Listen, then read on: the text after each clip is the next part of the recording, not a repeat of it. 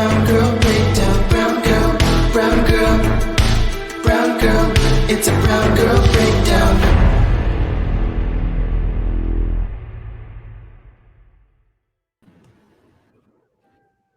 Hi, everyone, and welcome to our third official Brown Girl Breakdown. I'm joined with no other, the legend herself, Miss Susie Garcia. How you doing tonight, Susie?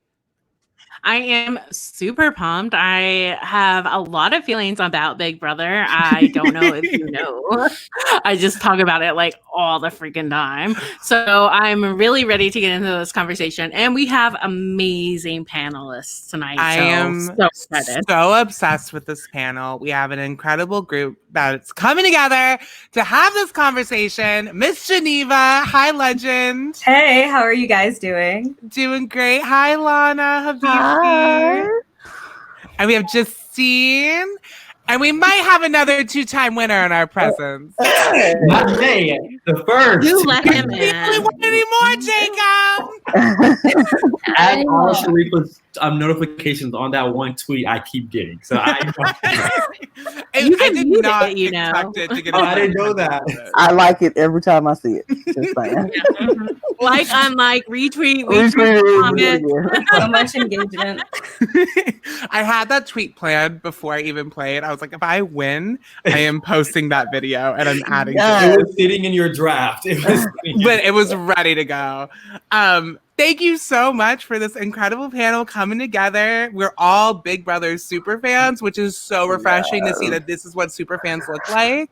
And we're so excited to dive into this conversation. You know, Big Brother, it's weird because when people ask me if I'm a super fan of Big Brother, I'm like, I don't know if I can say that I am, because I watch it every season. I am always paying attention to the live feeds.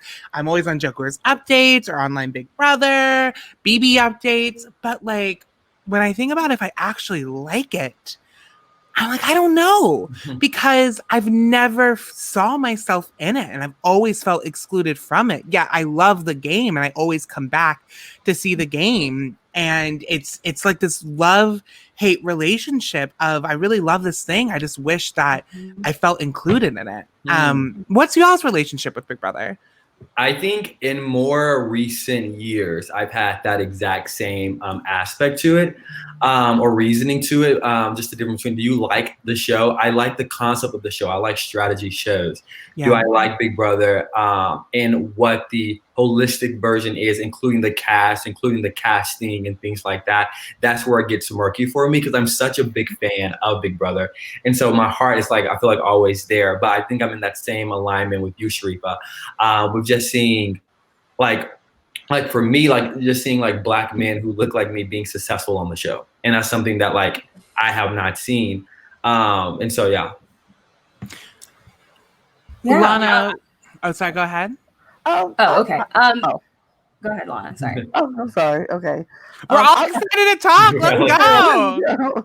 Like, I love Big Brother. I do. I want to say I'm a fan. I won't say super fan, because I think it's along the same lines as what you both have said. It's like, I love the show. I love the concept. I love the experiment of it all, of seeing how different people come together in one house and how they react and how they evolve and all of that. But it's hard to really want to stay in the fandom, because it's like, it's been over 20 something seasons now, and there has still been no one that represented me to actually win this show besides Celebrity Big Brother and Tamar. And it's like, yes, I love that season because that was an amazing season, but it's still like, it's a smaller version of a real season. How come we can't get the same kind of casting and the same kind of, inclusion in other seasons, in main seasons, where we can see people like me, people who look like me, people who represent me, get far along in this game without feeling all the, I guess, the pushback that they get in that house. It's like, you don't even want to be a part of a group, a show, where you don't feel wanted or loved or represented. So it's kind of, I love it, but do I really, really want to be in it? kind of thing for me. It's so interesting to bring up Celebrity Big Brother with Tamar's iconic win, because if you really think about it, it's probably the same level of diversity that they've had in terms of they had 2 Black women, 3. I think Lolo's biracial, if I remember correctly. Yes, But the difference with that season was that because it was a smaller number, despite the fact they filled their same quota of like their POC quota, because it was a smaller number, they had less white contestants in there. And so it was actually more diverse than it normally is.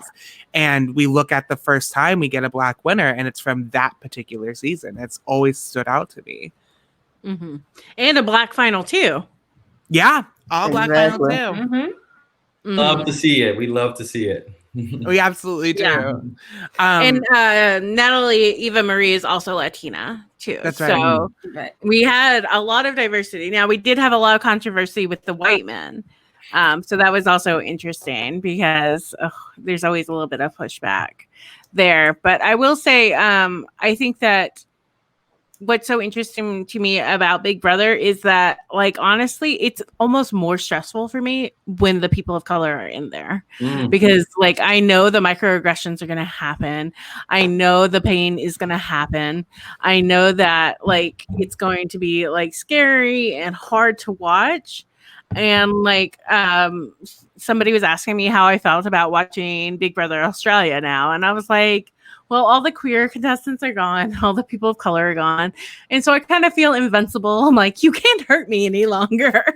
Like, it's so much less stressful in some ways. I'm like, I can't be harmed by watching this because, like, y'all aren't coming for me anymore. And it's like, I couldn't watch the weeks during Camp Comeback because I was just like, this is so hard, you know? Mm-hmm.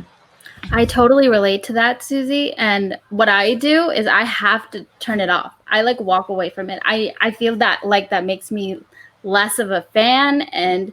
But it's so hard to like root for anyone. And yeah, like that, maybe that's my personal choice. Like I need to be able to have someone to root for, or else it's like, why am I watching? And so definitely I also have that tumultuous like relationship with Big Brother where it's like I turn it on and off depending on who's there, who I can root for. And I find myself more of a fan of like Big Brother Canada because I feel like their casting is just way more diverse, and it's just feels better. Like there's obviously issues still, but there are more people. You feel like they have a fighting chance, unlike a lot of recent seasons. Well, when we look at it, if we're talking about the most iconic Big Brother players, we talk US, the names that are always coming up, of course, are, Dr. Will and Dan and Derek. But when we talk about Big Brother Canada, the names that pop up are Aiko, Walker, Netta, color, who are truly celebrated for their gameplay. Well, Netta was her first season. We'll talk about that second season.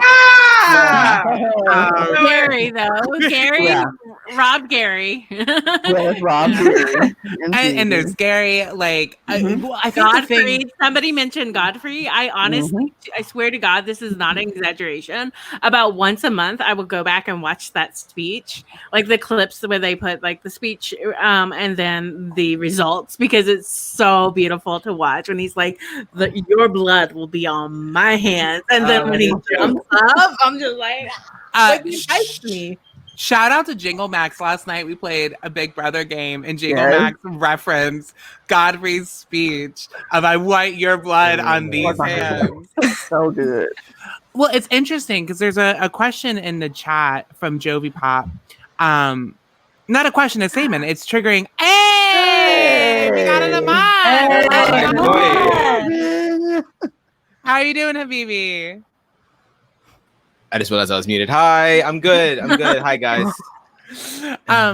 So Jovi Pop brought up something really interesting. It's triggering as a POC to watch players of color just be targeted and unable to fight for themselves to stay. And we see this every season in the beginning of the season. And Big Brother Canada too. Oftentimes POC heavily comprise the pre-jury. There's just more POC around so that there's more that actually make the jury and have a shot at that end game.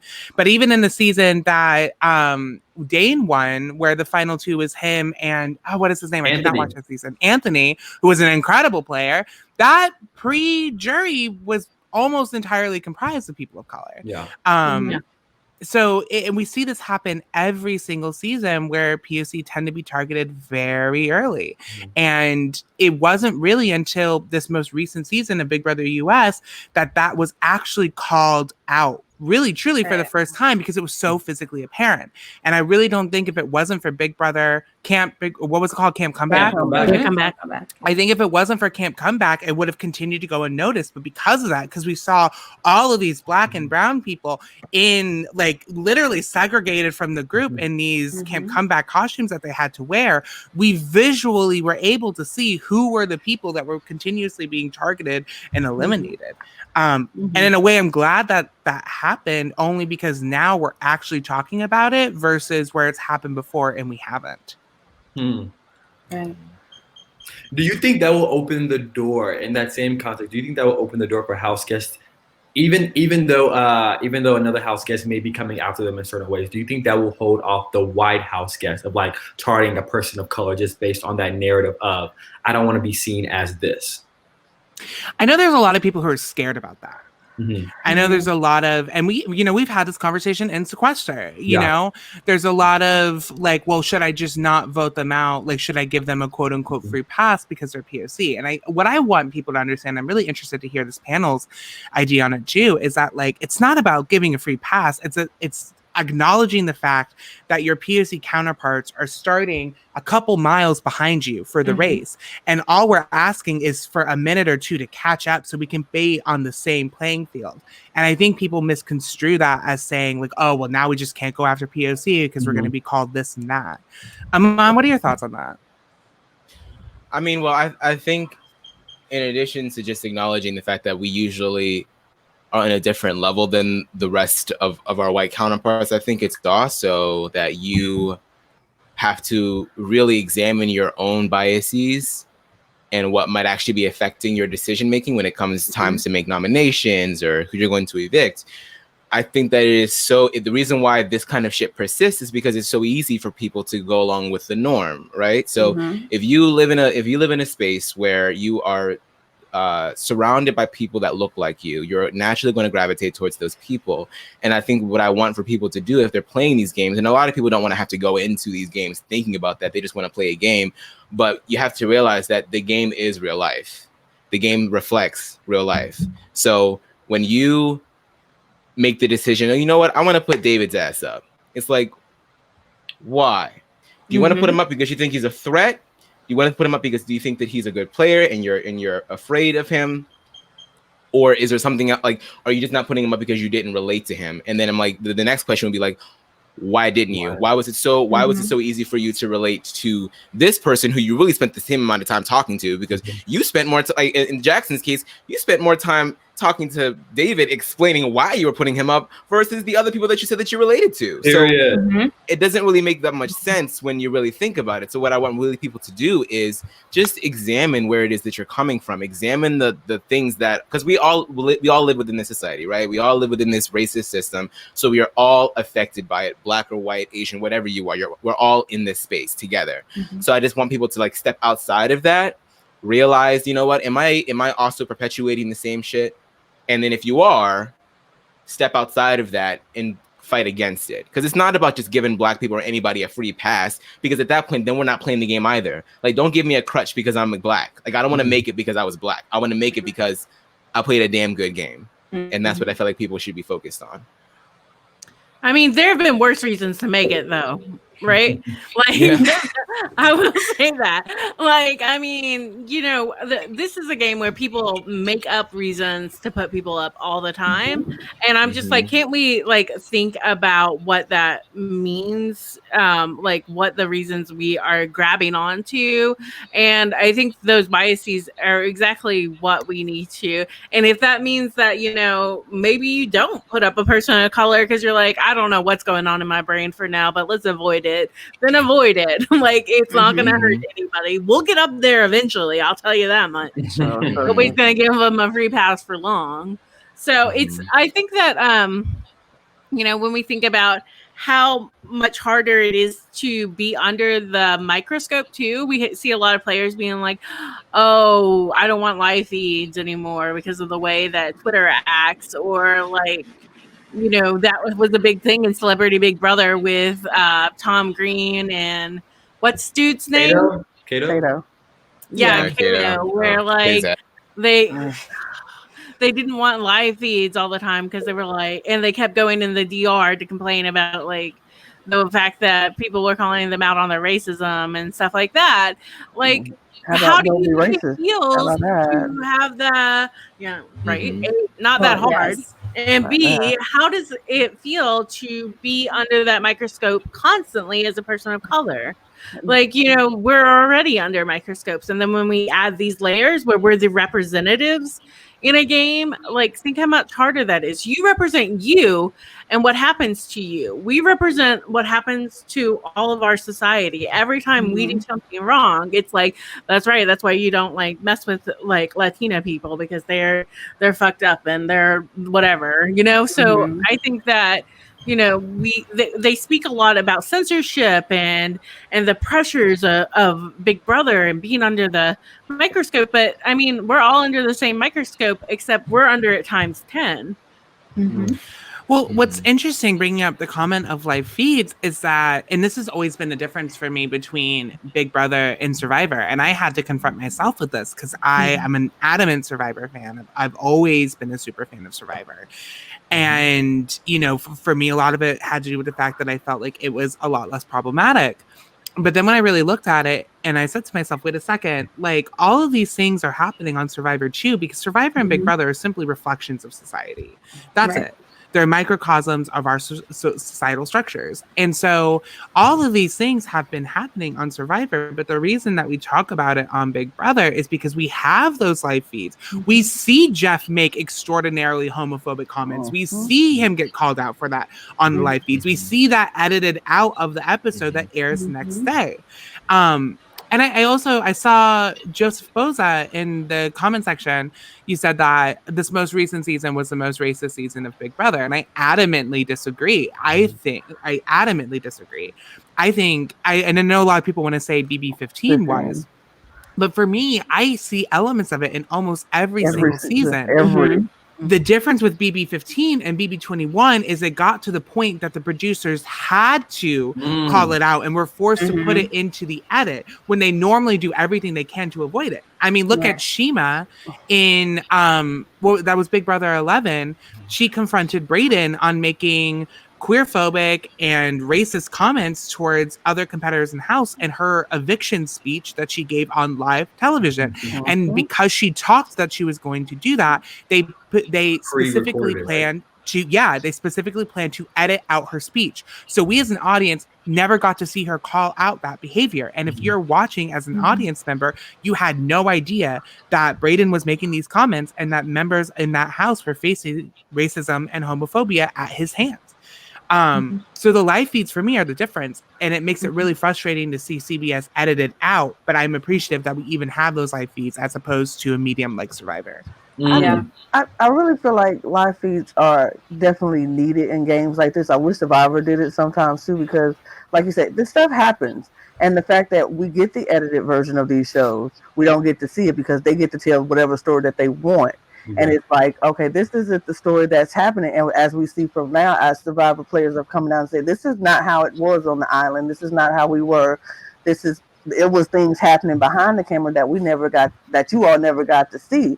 And so the fact that we have live feeds on Big Brother we're able to see that because now people are complaining like, why do we have to have them? Because if you just don't do racist stuff, it would be a problem. Just don't do racist things. The day of reckoning is coming. It's coming. It's like it's here now. People are tired, and I don't believe, and I really hope that any contestant, black, any pre-OC going into Big Brother now, or Survivor now, or any other reality show now, will be able to step up and say, "Hey, this is not cool. We will not have you talk about us behind our backs. You will not talk about us, you know, any kind of way. And I'm not going to sit here and take it just because I want to win a show." Because this is life now. We've had enough. The time is up for all this behind the talking, and we just take it just for the sake of we don't want to seem a type of way on the show because nobody wants to be the angry black man. Nobody wants to be the angry black woman. Nobody wants to be the feisty Latina. Nobody wants to be the timid Asian. All these stereotypes that you like to give everybody, nobody wants to do that anymore. So I hope players going into these reality shows, once they get back up and running, that they'll be able to say, you know what, I'm not going to let you talk to me any kind of way, and I'm not going to take it for $250,000 or $1 million. It's not worth it. It's not worth it. And white people, if you should stop saying racist stuff, would nobody have to call you out on it? So there will be no reason to shut down live feeds and the entertainment for the fans, because that's what live feeds are. That's for us. It's not for you. That's for us watching the show. Give us something else to do, because CBS is just gonna water it down. Give us something else extra to watch. So, dang, I think Lana, you hit it like on the head with this, because even I look back in my life and like when some of my white friends will say like ignorant remarks, me sometimes being like, okay, I'll let that small thing slide. You know what I mean? I'm just not going to say anything and not address it. When in actuality, like this is probably how they conduct themselves, even when they're not around. You know? And so addressing the issues right there is really important. And something that I want to bring up kind of on that basis is David from Big Brother 21. In this one moment in this that like I cried watching. And it was the first episode. Was it a two-part episode? It might be the first or second episode. When he got eliminated, he went to the diary room and he was saying that he did this, like he wants to be the first like African American man. Just like, and that like I literally remember crying because seeing like, because even me, I've applied for Big Brother and numerous things like that, and not having black men typically don't do well on these shows. Black men don't do well on these shows. If we go back to I think Big Brother 4, Big Brother 5, Marvin, I think he made it the farthest probably out of Big Brother in single digits. You know, and like looking at a show that I put a lot of time and a lot of energy and a lot of thought process and a lot of tweets in, it disheartens me as a black man to see another black man having that fear going into it and that fear playing out. And so like I just remember that moment right then. That just it still sticks with me, and it honestly deters me. I feel like from actually wanting to be on a show like that. Because I also feel like we have a lack of, and this season they had to address it, and seasons before in certain instances they had to address it. But I miss the Big Brother of where, I know we had it in Big Brother 10, when basically people talking about their lives in a social climate. So when Dan went up to, was Steven, Big Brother 10, and they were talking about how Steven was gay. And then I think, I know Evil Dick, he mentioned this, I don't know if it was on the show or off the show, but him talking to Jamaica, was that her name? Jamaica. Yes, and then how they had a conversation about how she feels the pressure of like the whole black community. And even Dan and Big Brother 14 with Gen City. And I miss those type of conversations because they opened the door for people to actually like, we're watching, this is a TV show, this is a social show, but these are still people with different stories. And I feel like the lack of storytelling with the individuals is getting lost with this. And so that's something I want to like talk about too. Of how y'all felt around that topic.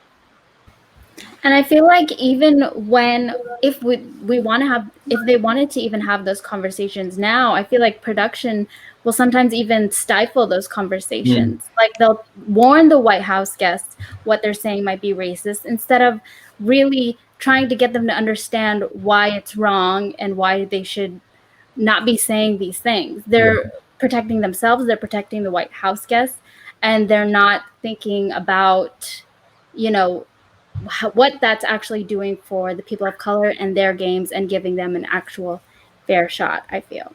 Mhm. And Geneva. Oh, Yeah. So I guess there are a lot of things that you guys said that I agreed with. So I kind of just wanted to give my like thoughts and my perspective on that. So I think like one thing that I wanted to say is that in terms of me being like a fan of shows like Big Brother and Survivor, the one thing that I have valued about BB is the live feeds. But I think I always get to a certain point on the feeds where I just don't want to watch them anymore. And I want to probably just read the, you know, the Twitter updates, because for the last several years I've been pretty active in BB Twitter. I'll, you know, tweet what I'm watching on the feeds, I'll tweet what I'm watching on the show. But I feel like, you know, it's like I'm always rooting for certain people, certain players, and then unfortunately they just never have the sort of success that I would hope to see on the show. Because if, for example, if a person of color tries to defend themselves in the game, other maybe their white contestant counterparts will just be like, oh, like they're just complaining, or there'll be, you know, that sort of situation where they're just not believed, and then other people will run with it, and then they'll isolate those house guests, make them feel uncomfortable, taunt them. You know, there'll just be a lot of situations with that. And kind of like what Justine just mentioned, it made me think about the Paul situation with Dominique, and how he multiple times would say like, oh, you know, potentially like I'm going to do the black mask thing, to do the snake thing, to taunt her or whatever. And, you know, I heard that production had to warn him like, hey, maybe this is something you shouldn't do. But I think one thing that's really important with contestants who choose to go on Big Brother is they need to realize that like you are consenting to go on the show and be recorded. And like that's part of the show, is like you have people watching you, Big Brother's watching you, the audience is watching you, and you are actively choosing to be on the show. So it's like, don't be on the show if you're worried about what you're going to say, but you also have to be aware of what you're going to say and how that will come back to bite you if it is negative. And when you see when it comes to a lot of different seasons of the show, it usually has to be BB Twitter complaining or people sending things to TMZ for us to get a sort of response from CBS. Whether it's in some sort of statement or Julie does some sort of segment, you know, that doesn't really happen, you know. But you know, like that doesn't really happen though, until like social media is actively pushing, you know, these narratives. And it's unfortunate that it's like the people who are watching the feeds have to call out production on these things. Production should be watching the feeds and should be recognizing that certain house guests are being targeted for certain reasons, are not in a safe space, and they need to be able to support those house guests, because there are a lot of things that I feel like are done in Big Brother that are way beyond the game, and that, you know, are personal and just aren't necessary for the gameplay, which makes it difficult because unfortunately I feel like we have a lot of POC contestants who don't make it far, but they're the ones that I still want to root for anyway. And even the supposed good game players, they're the ones who are doing the problematic stuff on the show. So for me, it's like hard to say this is my favorite Big Brother player sometimes, because they're, you know, like they may have played a good game, but they're also like treating other house guests terribly. So it's like something that I can't necessarily justify. And then the one last thing I wanted to say is I think one issue that we have when we were talking about like the issue of maybe someone being worried that they're going to be the angry Black woman. And that's also why I think it's really important that we have a more diverse production staff, because if we don't, that, you know, the right stories won't be told and the POC contestants won't feel supported. But I think this is also a problem with how casting tends to happen. I think it's very important that we stop casting people who fit a certain stereotype or mold. I think a lot of the times, like, you know, I think when we think of some certain Big Brother, like maybe Black females, they tend to be like the mother or the super religious person or something like that. And, you know, Black people and other like people of color are not a monolith. We have all different personalities. We have all different identities, interests, you know, different things, different educational experiences. And I think that needs to be shown in the show, because if we continue to show the same type of people, the people who watch Big Brother and end up auditioning for Big Brother, they're going to see continuously these things and think that whatever is happening on the show is okay, and then they could continue to perpetuate this in seasons to come. And I think that's really problematic. So I think it's important, not only do we have more like people of color, but just people from various backgrounds and identities. And that is one reason I do like the show, but I think the show also lacks, you know, they tend to choose a lot of also like very close-minded people. So I think it's important that, you know, they stop casting the stereotypes, because I think a lot of the time too, I've seen certain house guests make fun of certain house guests and be like, try to do something maybe that's perceived as ghetto to describe how they talked or communicated to somebody, or over exaggerate their language to perpetuate like that Black or person of color stereotype.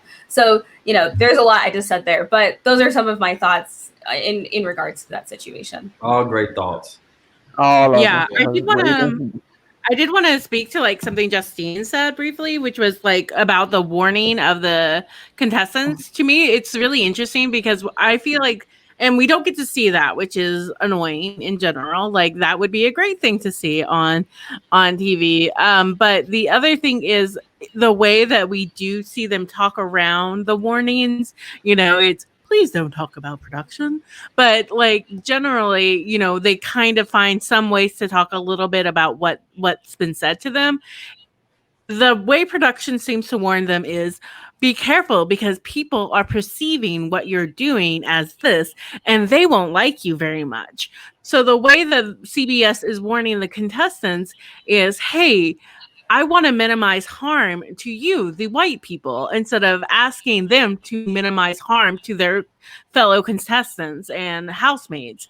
It's really centers the white people in the show and how their careers will be damaged instead of centering the damage that they're doing to, and they don't call in the people of color to be like, are you okay, what's going on, how do you feel, how can we support you?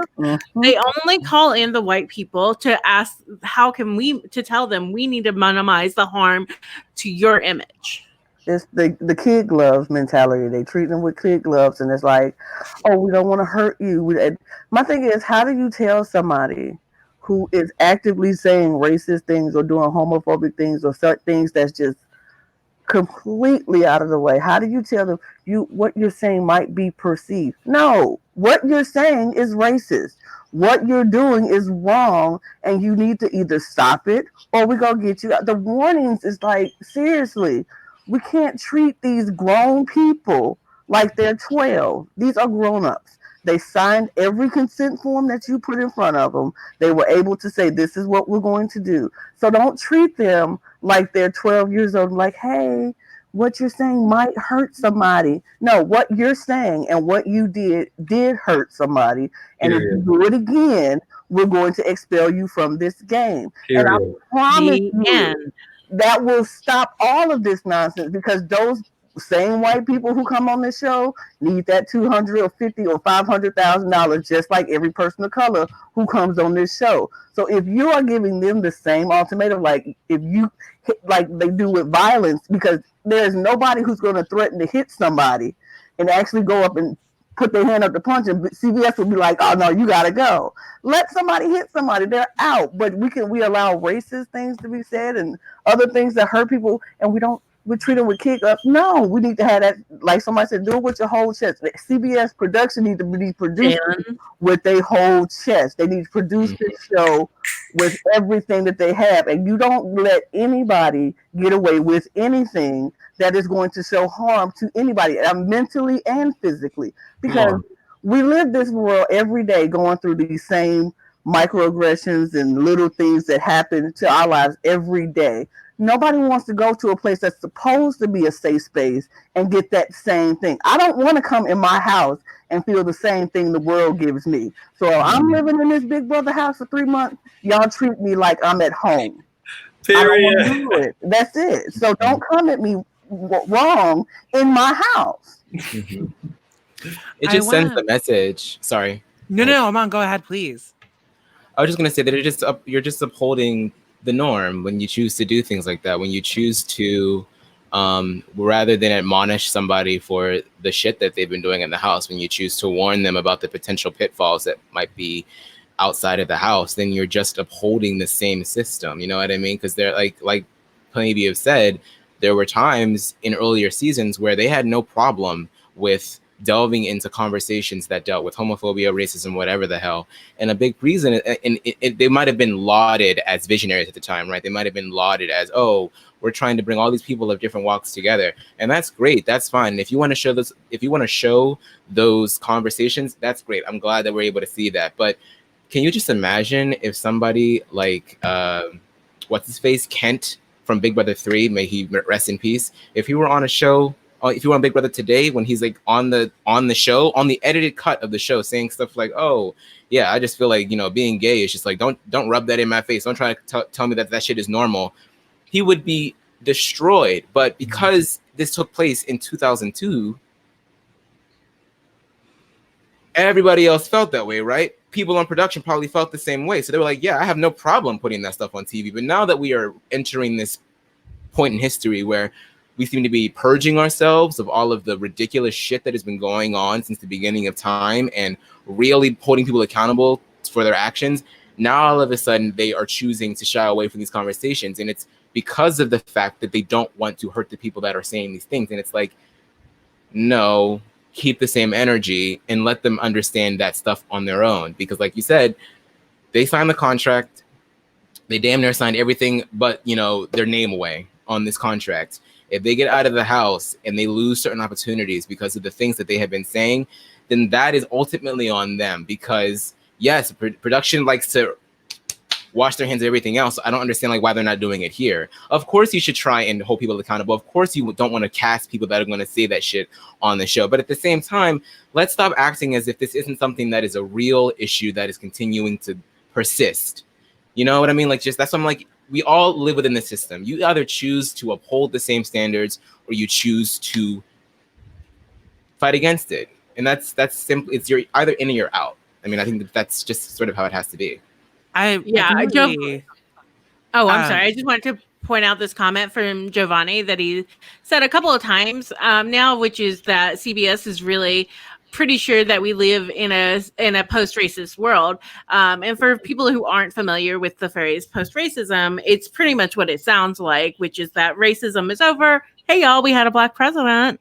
So anything that happens that's a racist incident isn't because of a systematic issue, but is isolated incidents or isolated people. But racism as a whole is over. And I think that is absolutely something that CBS believes, is that, you know, racism isn't a part of the game, so we don't really need to put it on the show because it doesn't forward the game. And that's been their excuse, right? Is that they edit the show around the game. So if it doesn't influence the game, then why would they talk about it? It's like, you're right. Racism would never, ever influence the game. It's just a bias. It's a prejudice against groups of people. How would that hurt a game that's based on social experiment? Right. I'm needing your vote to take me further, but you don't like me because I am black or whatever. So that's not going to affect my game at all. Come on, CBS. Everybody knows. I just don't understand why people don't. I mean, it seems like it's clear as day. And I mean, of course, I do understand. I'm just saying it for posterity's sake because I just don't understand how people can think that we live in this world that has been governed by a lot of, like, especially this country. Like that, with the history and the bloodshed and the pain that this country sits upon, how that is seemingly all gone because a couple centuries have gone by. You know what I mean? We literally were just on the civil rights movement was not that long ago. People that lived through that are still alive to this day. People in power that upheld those racist institutions are still in power today. So it's not there. Okay, so because one of the arguments that I always hear when it comes to the casting of Big Brother is like, oh, well, we're trying to make it as realistic as possible.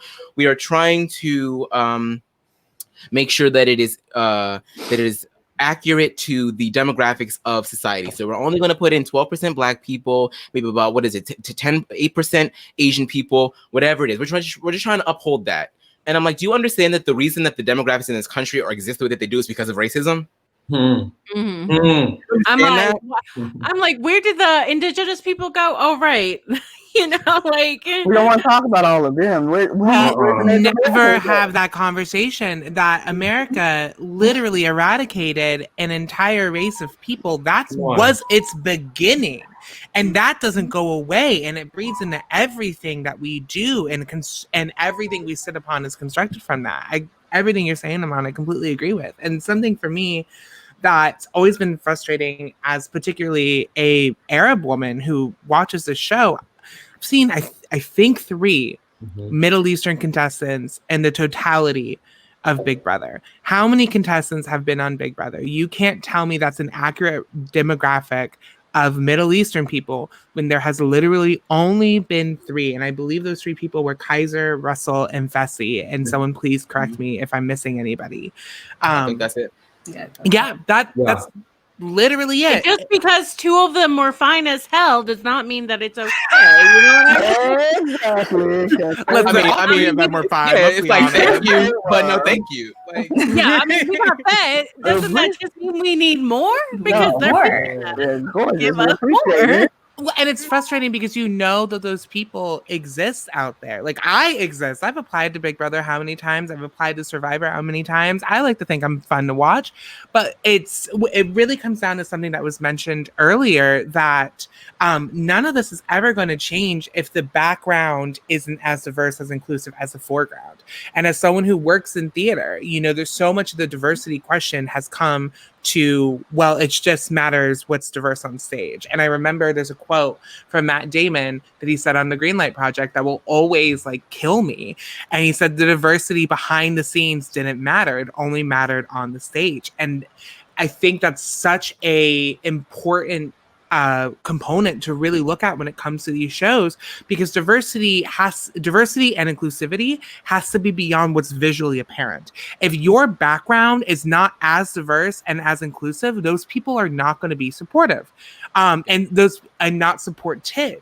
And I want to bring up the fact that thank you. Also, amazing conversation that's happening in the chat. I'm going between the conversation we're having here. I'm looking at all the comments. It's so wonderful to see everyone engaging in a dialogue. But one of the things that I wanted to bring up was Arissa. We just found out she's being named an executive producer for Big Brother Canada. Yes, executive producer. Yes, queen, which is so incredible. I'm already nervous because I am within the theater industry. The trepidation. We're seeing people of color being hired at a unheard of rate to run institutions. We're having a ton of artistic directors who are people of color, but they're being expected to come into these institutions and completely fix them. Yep. And they have to shoulder all of the weight of that responsibility. And I am terrified for Arissa. I'm so excited for her. I'm so excited to see that this change is being made. Go ahead, Amon. You can finish if were you finished? No, I want to hear what you have to say. No, I was just going to say, because this is something that I thought about immediately after I heard the news. I kind of felt similarly. I mean, I'm so proud and I'm so happy. Like, and the fact that she got the response that she did should let you know that this is something that should have been happening.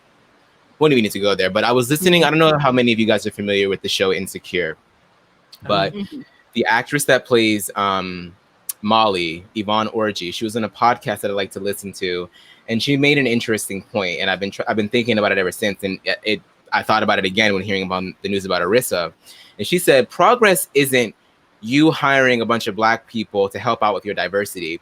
Progress is you, the white people, being in charge of diversity, and then you hiring the Black people to do the job that they should have been doing a long time ago.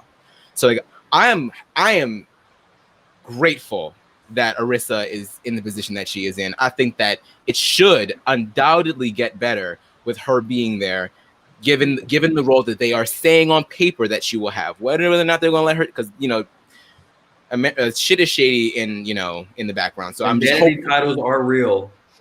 I am hopeful that we are getting what we are seeing, but at the same time, I don't want her to be there solely because y'all want her to be some Black person whisperer or some POC whisperer, because she is a Black Trinidadian woman. She does not speak for all POC. So you need to be, everybody needs to be more instrumental in making the change and not just letting it all be on her. I think this is a great first step. I think she deserves it. I think that she is overqualified for it. But I echoed your concerns, Sharifa, because I don't want this to be. We should not be in charge. The sole people in charge of diversity. We just shouldn't be. You know what I mean? It just shouldn't be that way. So I was concerned because it literally said in the description that she was in charge of like diversity, and I was like, first off, don't put Arissa in a box. She could run the whole damn show. She does not. And like, second off, you need to hire more than one person. I feel like she's being set up for failure, to be honest, because what they're doing is they're putting her in a space, but they're not changing the space. Dang. So and then when it comes time when things don't change, who are they going to blame? Their diversity. Arissa Cox. And it really, I think I've seen it so many times. It really, like, I was so happy for like 10 seconds. And then I was like, they are setting her up for failure. And maybe I'm being cynical, but I just am so concerned about the way that they have based her around. Like, first off, diversity has been such a key point of, like, she's not qualified in a million other ways besides her skin color. It's been such a scary thing. And I mentioned this when I was talking about Big Brother Australia a couple of weeks ago with Taryn about what I would like to see to change things. It is not just adding one or two people in spaces that are not meant for them. It is changing the whole thing. I think of Audre Lorde talking about how the master's tools will never destroy the master's house. And what she's saying is that it's not enough to listen. It's not enough to hear. We have to think about what this is built upon and what the structures are in place that have stopped the success of people of color, and take it all down. We have to tear it down to the base and build it back up. And I say this as somebody who is the fan. I want to be critical because I love it, because I want it to be better, and because I enjoy it. But I don't know how it can get better until it recognizes that this isn't a one-man job. This is an entire society job. It's an entire, from Julie Chen Moonves down. We need change at a structural level. I mean, but we've been seeing this for the longest time, even throughout history. They always say they want the people of color to come in and fix the diversity problem. It's not our job to fix the diversity problem. We can't fix what we didn't destroy. This is your job. Dang, that was good. That was a bar. That was a bar. That was a bar. It is, because like, we didn't create the diversity. We didn't create the separation in this. The people who did it are in charge now. You did it. The structure has been built for years, but you want Black people or Asian people or Latin people or everybody to come in and fix it, but you messed it up. Your system messed it up. The system isn't broken, because this is the system that was built. This is what they wanted it to be. The system isn't broken. The system works just fine because it was built to keep us at a level to say, you're not going to get past this point. But we're breaking now we're trying to break into the system. Like, how do we get in? We're clawing and biting and scratching our way to another level of the system. And now now it's people of color are saying, enough is enough. We don't want to deal with it anymore. And now they're like, okay, so how do we fix it? We don't know. You did it. You fix it. Because if I break something, I can't go to somebody and say, well, fix this for me. No, you broke it. You need to figure out how to fix it. And what you have, and what another thing is, because like they even say, like, we got all the way to the point, you had a Black president. Y'all made it to that point where he still wouldn't be the greatest president in the world, because you put the system in place. But even if we get there, we're going to find every way to tear it down and say it's your fault. So that's what I'm thinking. I'm concerned about with Arissa, is because now they want to put her in this space and say, here, fix this for us. And you be the person of diversity. And if year one, if BB King 9 doesn't turn out and produce the numbers that they want, they're going to look at her and say, you ain't doing your job. You can't fix all these years of foolishness in one season. It's not going to happen. Sure, things will change. Hopefully, I pray it will be better, but it's not going to fix it in one season. So I really hope that they give her time to get in there and do the work that she's going to have to do. Although I still don't feel like it's her job to have to fix it because she didn't break it. I think what has me so trepidatious about it too is like I know what it means to be the diversity hire. You know, I work in an entertainment industry and we are at a phase where people are almost commodifying diversity. And we're saying we're looking for a director of color, we're looking for a trans director. And I've been blessed to get a lot of jobs that I should have already been open for because of that. And it's always been extraordinarily frustrating for me because it makes me feel like I'm getting this because I'm this, and this, despite the fact that I've earned it 4 years ago and now I'm getting it. And because I have that experience of being the diversity hire in a space, it's different to like have a seat at the table. If that table has never been built for me, then sitting at it doesn't mean a goddamn thing for me. I'm still not going to be able to eat. We need a new table. And expecting these people to come in and be able to sit there is not something that is possible. And I wish these institutions recognize that, but they don't. And I've just been so harmed myself from being in that position and knowing what it was to navigate a mostly white, mostly cis institution as a trans person of color. And I'm not going to lie, it broke me down. I almost quit directing because of it. I had the most miserable experience of my life for a year fellowship that I did for an entire year at this prestigious institution. So I'm just so nervous for her and so trepidatious because that's so much weight to put onto someone. And I agree with what everyone is saying here that like you cannot expect someone to fix what they did not break. I do want to bring up this point, and what you were saying, Sharifa, kind of brung this whole thing. Also, I didn't know trepidatious was a word, so thank you for expanding. Is it not? Oh my god! No, I think it is. No, trepidation is a word. Okay, great. Yes. My English is lacking in that aspect. But one thing that I do want to hit on, in agreement with all y'all's points, is I feel like we see the issue that I'm about to bring up in Big Brother, with different house guests, and even in Sequester, a game that all of us have played and all of us have watched. And it is the use of people saying, okay, why is this person bringing up the race card? Ooh. And I fight for mine and I ride for mine. And I'm going to use a specific example, not named, but I remember one game, Naveed brought up, she was playing a game. I think it's the game that she got to Final Four. And she brought up, she was like, the leaderboard is lacking of POC women, POCs in general. And after that, it was some people that said, okay, why does she have to bring up the race car? Why does she have to bring up this?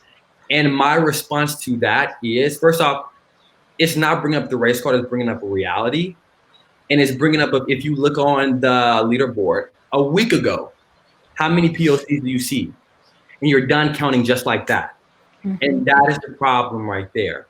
And for people to associate them bringing up race or acknowledging race, if we don't acknowledge our people, we don't honor our people. And that is a key part. And so in acknowledging the lack of people is a big thing. And so that's just something that I wanted to hit on because frankly, pisses me off. And please do not come to me if I play again and I bring up the fact of that I'm a black man and we need some up there. I don't want to hear, oh, he's bringing up the race, but I'm bringing up a reality of fact. And if your mind is not there yet, if you don't look on that leaderboard and see the lack of diversity that's up there, that's the problem right there. There's a pressure. I remember playing with Jalen. We talked about this before we even got into that game. You're like, we have to win. Yeah. We have to win. We have to get on that leaderboard. We were the only team that was comprised of 2 women of color. And you carry that weight. And we see it with David in this most recent season. We saw it with Bailey on her season. She kept saying, I want to be the first Black person to win this game. You carry it with you. You want to prove it. You want to show people like we deserve that space. We deserve this title, and y'all just aren't looking at us. Yeah.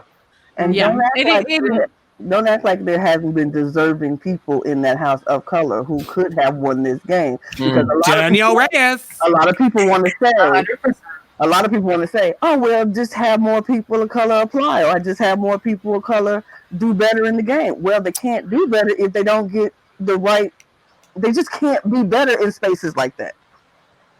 They can only go so far. Aman, you seem to have an opinion. So actually, I have a friend who went to the BB21 rap party and got a chance to, because I saw someone commented on how casting the team, the picture that we saw last year was mostly white men, if not all. I think it was all white men actually. And he got into it a little bit with some of the casting directors and producers or whoever, and said, like, I just feel like there's like a bit of a disconnect with the casting team because we're seeing the same types of things over and over and over again. And one of the responses that he got was, oh, well, we try and go out and search for people that, are diverse, but we just can't find any. They're not applying. And they were speaking specifically about Jessica because my friend said, oh, I was so pleased to see someone that's a little bigger on the show. Not your typical rail thin or very muscular guy or whoever. And they're like, yeah, like we really try and get more people of all different body types on the show, but we can't find them. And he was like, well, if you don't cast them, why would they ever feel like it's the space for them to even apply? So to hear that in 2019, that same old excuse of, well, they're just not there, when there's an entire panel of people that I'm sure would like to be on, is just like, it's asinine to me. And sure, I am sure 100%, like I said, I'm not an idiot. I know how the demographics of the US work. I understand that there are more white people in the United States, and therefore there are probably going to be more white people that are applying to these shows. But that does not mean that there is not a sizable portion of other types of people that are out there looking to get on. So that excuse to me just felt, it just sort of like, it confirmed what I felt like they might have been thinking, but it also was just so disheartening because it's like, damn, like in 2019, we're still on that? That's the defense in 2019? Like, can you come up with something? Can you come up with something?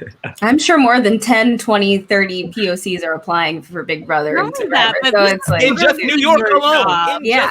This is literally your job. Okay, so I am a publisher. I'm an executive editor of a publisher. And if I could not find a Black writer, you know what I would be? The fucking worst at my job. Okay, like if I don't have like 5 or 6 people in every demographic at my fingertips, I'm not reading enough. I'm not in the world enough, and I shouldn't be in my job because that means that I don't know these communities and I'm not a part of these communities. So if you're not a part of a community where you can, like, if you are a professional casting person and you don't have lists and lists and lists of amazing people in every demographic, you got to think, dude, maybe I suck at my job because I can't even find nobody.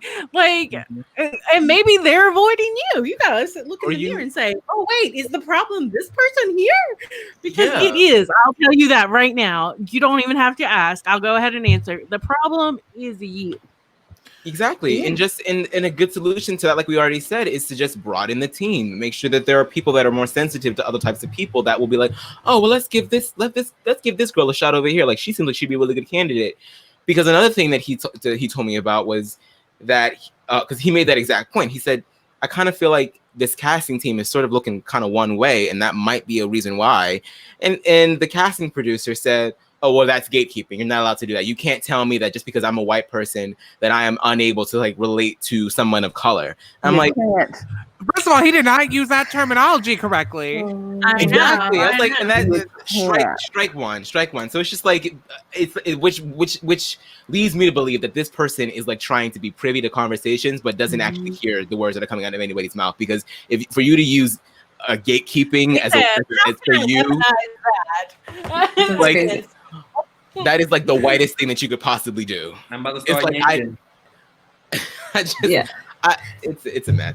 There's one quick thing I wanted to say. So like that made me think about usually who we end up seeing on the show is like most of the time we see a bunch of recruits. It's not even like the super fans or the big fans. So to me, I feel like if casting could be doing their job, they could go check the BB Twitter hashtags and find fans that way. They, like if they're scouting people and finding people off the street or on social media, I'm sure they could find people of very diverse backgrounds to cast on Big Brother. So to me, it's just like, if they're already pulling from other places from people who aren't directly applying, they can do outreach and find other people.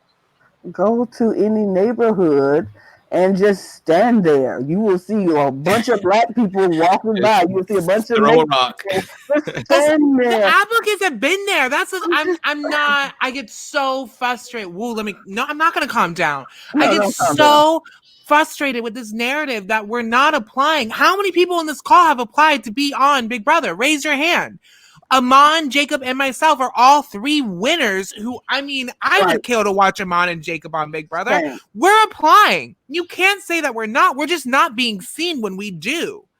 Ooh. It's just Period. And I would apply if I thought there was any freaking way that Right. I would be cast, or if And- there was a way that I could play, because that's a whole different podcast about disabilities.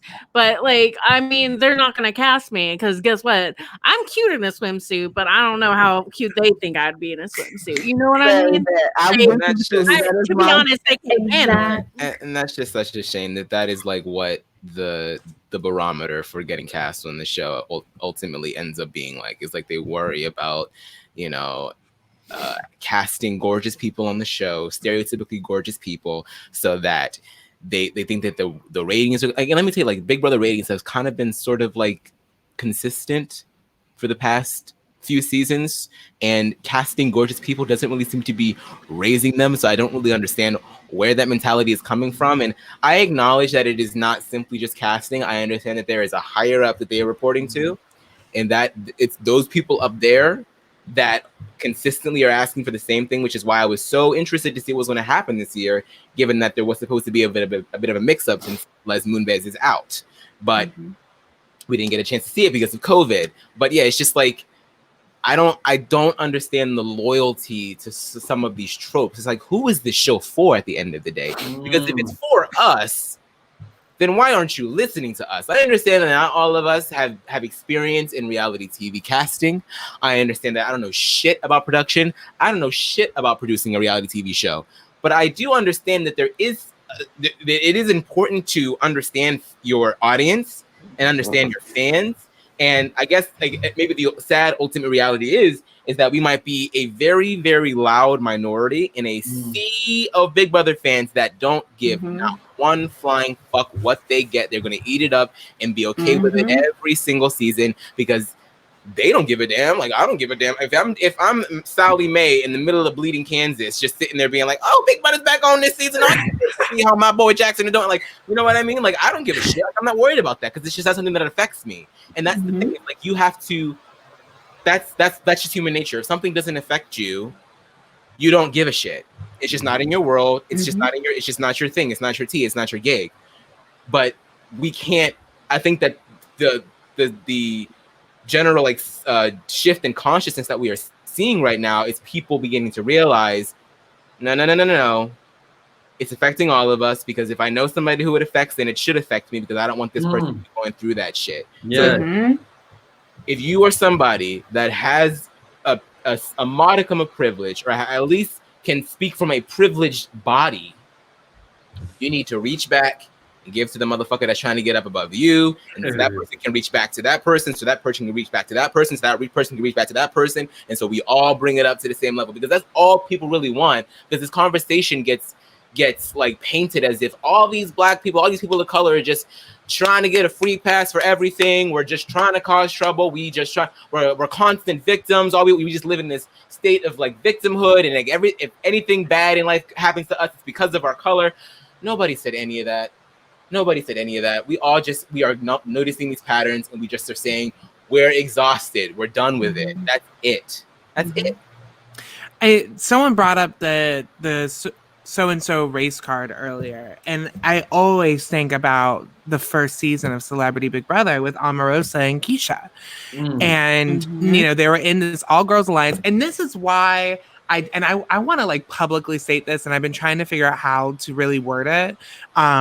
because I don't want people to get upset when I say it, but it's why I'm always so cautious about joining all girl alliances in Sequester, because who are the first people who tend to be targeted and left out of the inner circle of that? And it's like I'm joining one group because I share this marginalization with them when I'm still marginalized by them. And if I look back at all the times I've been screwed over, like I have a 50-50 win rate. And when I look at the times that I've lost, and I mean like in the Survivor orgs I played in Sequester, the times that I've lost or have been screwed over, it's because I trusted a white woman. And, you know, that's nothing conscious, but it's something I realized last night after something happened. I was like, oh my God, the only times I've lost is when I got screwed over by a white woman. And I think of this alliance that Omarosa and Keisha were in Celebrity Big Brother. It was this all-girl alliance. And the very first week, they hadn't even been to an eviction yet. The girls were like, oh, we can't trust Omarosa and Keisha. They're too tight. They're too close. They're too close. And they got the entire house to turn on them. And when Omarosa, and I understand there's a lot of things with Omarosa that are justified, but this was not one of them. No, it was not. Absolutely not. When she called them out and said, like, hey, y'all realize that, like, you're alienating the two black girls because we're close.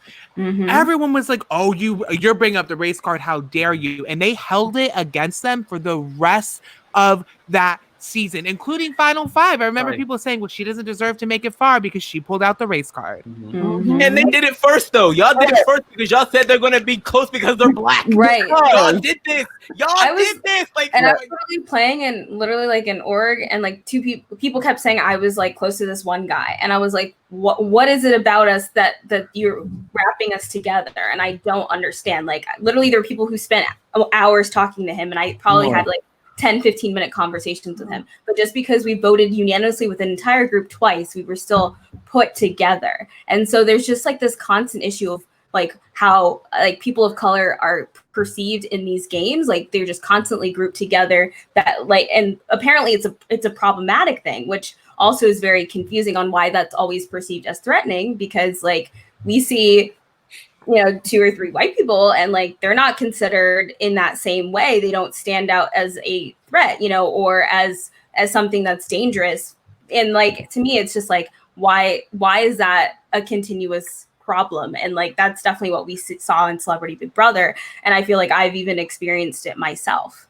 I've seen. Yeah, I think that when we saw Muna, when it came up, where like she was like, "I'm not represented on the board," and somebody had to be like, "No, Susie and Sharifa are up there," and it's like, "Oh, are we the same?" Because we didn't play the same, because we didn't look the same, because we don't have the same experience. I was like, so what about me and Muna is the same? Because I can think of like maybe 2 or 3 things that are the same, and I'll tell you, none of them came up in the game. So, I mean, we're certainly not, you know, immune to it here either. We certainly see that all the time in our games as well. I had been going back and watching some old Survivors, and I watched the Survivor where Vesipia won hers, and I saw her and Sean have a conversation where he said, we can only talk for so long, because the minute they see us sitting together for too long, you know the conversations that's going to start. And I feel like, why do we have to have that? Why is it when we talk, even because sometimes you just talk to somebody who has something in common with you. You just want to talk to them. It has nothing to do with game. And half of their conversations had nothing to do with game. It was just them talking about life. But the minute they said we can't talk too long, because then everybody else start thinking, oh, then we become a threat. And I'm like, what? Why in this world are we doing this in reality? Because nobody said anything when Jack and Jackson was spending all the time in the HOH rooms for hours and days on end. Nobody said, oh, that's a threat. But as soon as Kenny even said one word to David, oh, that's your boyfriend. Oh, y'all exactly. Together. Oh, y'all together. It's like, seriously, this not even same thing that happened with Bailey and Swaggy. Same thing that happened with Justin and Danielle on OTT. It's just every time anybody of color talks to somebody else, now they're in an alliance and now they're together. That might not even be the case, but that's the way people view it. And then it's a threat. It's always a threat. Yeah. It's never just them being friends or, ooh, that's a group we can work with. It's, oh, they're a threat. Justine, I'm interested to hear your thoughts because I just know, as someone who's Middle Eastern, the rarity of the contestants that I get to see on the show. And when they are, there's always some sort of comment that's brought up. And I'm really interested from your point of view, especially as an Asian woman watching Big Brother and being a fan of Big Brother. Like, what are things that you've always taken away with it when you do get to see an Asian contestant on the show? Yeah, absolutely. So, like with BB21, we had Bella on, and I was excited when I first saw her because she had a personality unlike, the last Asian person we saw on the season prior. And so, like, you get excited and you see someone you can relate to and you want to see them play hard. But then, once feeds come on, you hear that she is working with these people, these people who I do not agree with their beliefs and their thoughts about, like, Kemi specifically. And I hated the way that Bella and Kemi, she had a relationship with Kemi in which she was so quick to give out her information, all her information, and just basically tank Kemi's game. And it's so hard to see when, like, other minorities turn on each other, because yes, we don't have to work together, although I think once one is targeted, you see how it could easily turn on you, just like it did with Bella. The trend. Mm-hmm. Exactly, we saw it happen. She was the first one in her alliance to go out after the other POCs. So it's Zakia. The bomb squad with Amber and Devin. Yeah, and it's hard to watch, and I feel like it's this feeling of scarcity, like you want to be the one in the good position. Like, I watched the Minority Report with Sheldon, and he wanted to target Hira because he said that he was in a really good position. Everyone liked Hira, and he wanted to take Hira out because he wanted to be the only one in that position. That's like, I feel like that's just a common thing that we don't even realize we're doing as minorities, because we feel like, oh, at least we're in, so we're good. We don't have to worry about others. But I think we do so much better when we all get further. Like in Celebrity Big Brother, like you had 4 Black people in the final 5. And that's when we finally got to see a winner. So definitely, I'm one that always wants to see people of color, like, uplift each other, work together. And maybe that's not, like, ideal, because obviously we all want to work with who we want to work with based on personalities, right, and taking all that out, but it's just not possible. We can't leave our skin color at the door. It's so yeah, thanks for the question.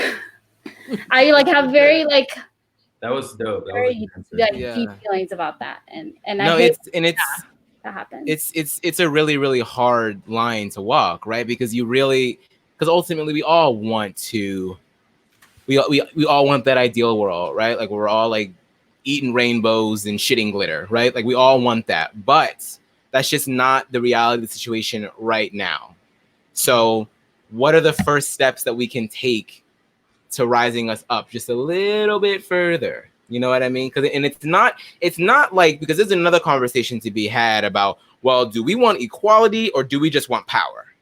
Because I think that a lot of people get confused about these two things, and I think that's sort of like what happens with Sheldon and other people. So it's like, do you really want to push for equality, or do you just want to have that access to the power that most White people have? Because, like we've already said, you cannot destroy the system by playing into the system. You have to change it. You have to shake it up. And it's a really, really hard line to walk when you do go into that house. Because, like, I always said to myself, Amon, like, if you ever get cast on Big Brother and there's another Black person in the house, like, I'm obviously never going to throw a vote their way, but I don't know if I want to, like, associate myself because then they're just going to target us all together and everything. It's just like there's so much to juggle at one time, and it really, really sucks to have to do that. But unfortunately, that is our reality, because what's the alternative? Where's the alternative? I mean, I think that's why these like POC minis for Sequester are so essential, because we go into them and we can work with who we want to work with based on our personalities and our game styles and the way that we want to play, not based on the fact that like I have to distance or associate myself with certain people no matter what. You know what I mean? Like that's why I would never play with anyone from Podquester, because I'm not trying to get tied to TR and his shitty gameplay. No, I'm just kidding. I love you, TR. Well, that was the thing about Winners at War for me that was so lovely the first season, because it like 9 of the 20 winners were people of color, and we talk about the best alliances in Sequester history, and we were always loyal to each other. But Minority Report consisted of 6 people of color, and it was the 3 people in this chat. Sorry, Susie. It was myself, Aman, Jacob, Muna, Dan, and Josh. So stacked alliance, and 5 of us comprised the jury phase of the game, final 9. And because we were able to have a space that like we were on equal footing, and we didn't feel like the fact that we were POC were going to inhibit us. Because oftentimes, and I wish non-marginalized people would understand this when I say it, you have to play 2 games, the game itself and the game of what it means to be marginalized on top of it. Yeah, I had people coming for me being like, you only didn't get along with women, and I was like, that's not true at all. I targeted like Dash, and I was like, but you have to understand, the only people who did not pregame with me were white women. I was like, those are the only people who didn't reach out to me the entire game. And I was getting so much shit for like targeting people who weren't playing with me, and I was like, I was playing with a lot of people of color. I see you all ain't got nothing to say about that. Y'all don't want to put any respect on the fact that I had my alliances and they were all people of color. Those were I had 3 alliances. Only 1 white person was in that alliance, and that was Louis. And like, other than that, I was working with people of color, but nobody wants to see that. That what they want to see is that there were also women. And that's where we have like this white feminist viewpoint come into point. Like, you're not a feminist if you do something against white women. And it's like, well, white women aren't all my people. My mom is a white woman. So I know that there are good white people out there, but my mom is a white woman. I know white women can be problematic. Like, you know, I don't like... You don't act like, you know, I'm not going to go with the people that were with me from day one. Right. It's funny because, like, even in games like Sequester, and I'm new to playing the games and everything, but I realized on my first time I played, it was like, oh, okay, it was me and another woman of color in that game. And I was like, the first thing in my mind was, okay, I'm not going to target her. There's no way I'm coming for her. I never talked to her, but I saw her video. I was like, I'm never coming for her because I don't want, that's not me. I'm not going to do that. And it was like, why do we have to think about that first? Like Aman said, because it's reality. It's the reality of it all. This is the world we're living in. Yes, I would love it to be where we don't have to think about that first, but that's what it is. And even in little stuff, like yesterday, Sharif, we played that game, and it was a fun game. There was no prizes, no bragging, right? Nothing. It was fun. But the first thing I did when I saw Sharif, I was like, I'm not coming for Sharif ever. I'm not going to do that. In fairness, that's what everyone says when they see Sharifa. They say, I do not want none. Okay, she has to play another one. That's kind of true. They won't want none either. I promise you that. True. That's kind of, but it even in that, it was just like, you have that, like you said, the 2 games that you have to play. You have to play the game that it is, and then you have to play the game that's in your own mind. Because in my head, it's like, these things are important to me. I don't want to be the one coming after my sis or the bruh. I'm not going to do that. If I was ever in a game, and I said Jacob when we came, I would have came for you first. Probably not, because it's just not in me to do that. I would. I probably would have later, but not first. I mean, I gotta be honest. My personal relationship with Jacob outweighs every other societal concern. Maybe second. I said, I'll put another white person on this leaderboard, but not Jacob Jones. Y'all know if there's a woman of color in Sequester that I'm gonna be working with her, and I wish people wouldn't see that as a reason to target one of us, and they would understand it. It's just there's solidarity in that. I understand what you're going through, and I want, or from my experience, and I want us to both get our flowers, what Muna always says.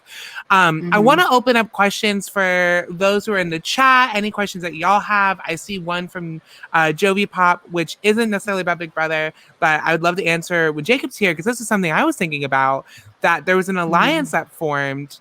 And I don't think this was on purpose, but all the people in that alliance were white, and then an opposing alliance formed to counteract it, and all the people in that were people of color, It was very with the exception of like 2 people. And I didn't even realize that during the game. It wasn't until after, when I was watching it, and I was like, "Oh, they were about to take us all out one by one."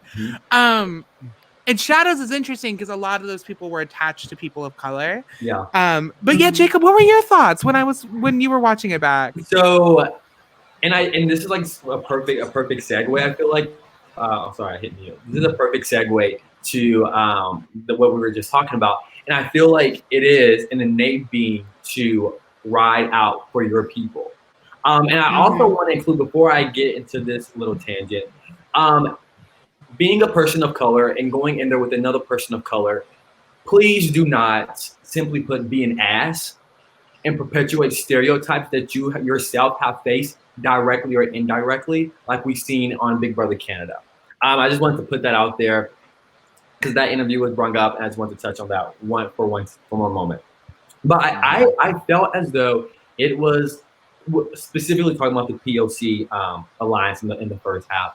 It's just like, it was that innate being of like, hey, like Shrew said, I'm never coming for you. Like Lana said, I'm never coming for you. And how can I help you step up as well?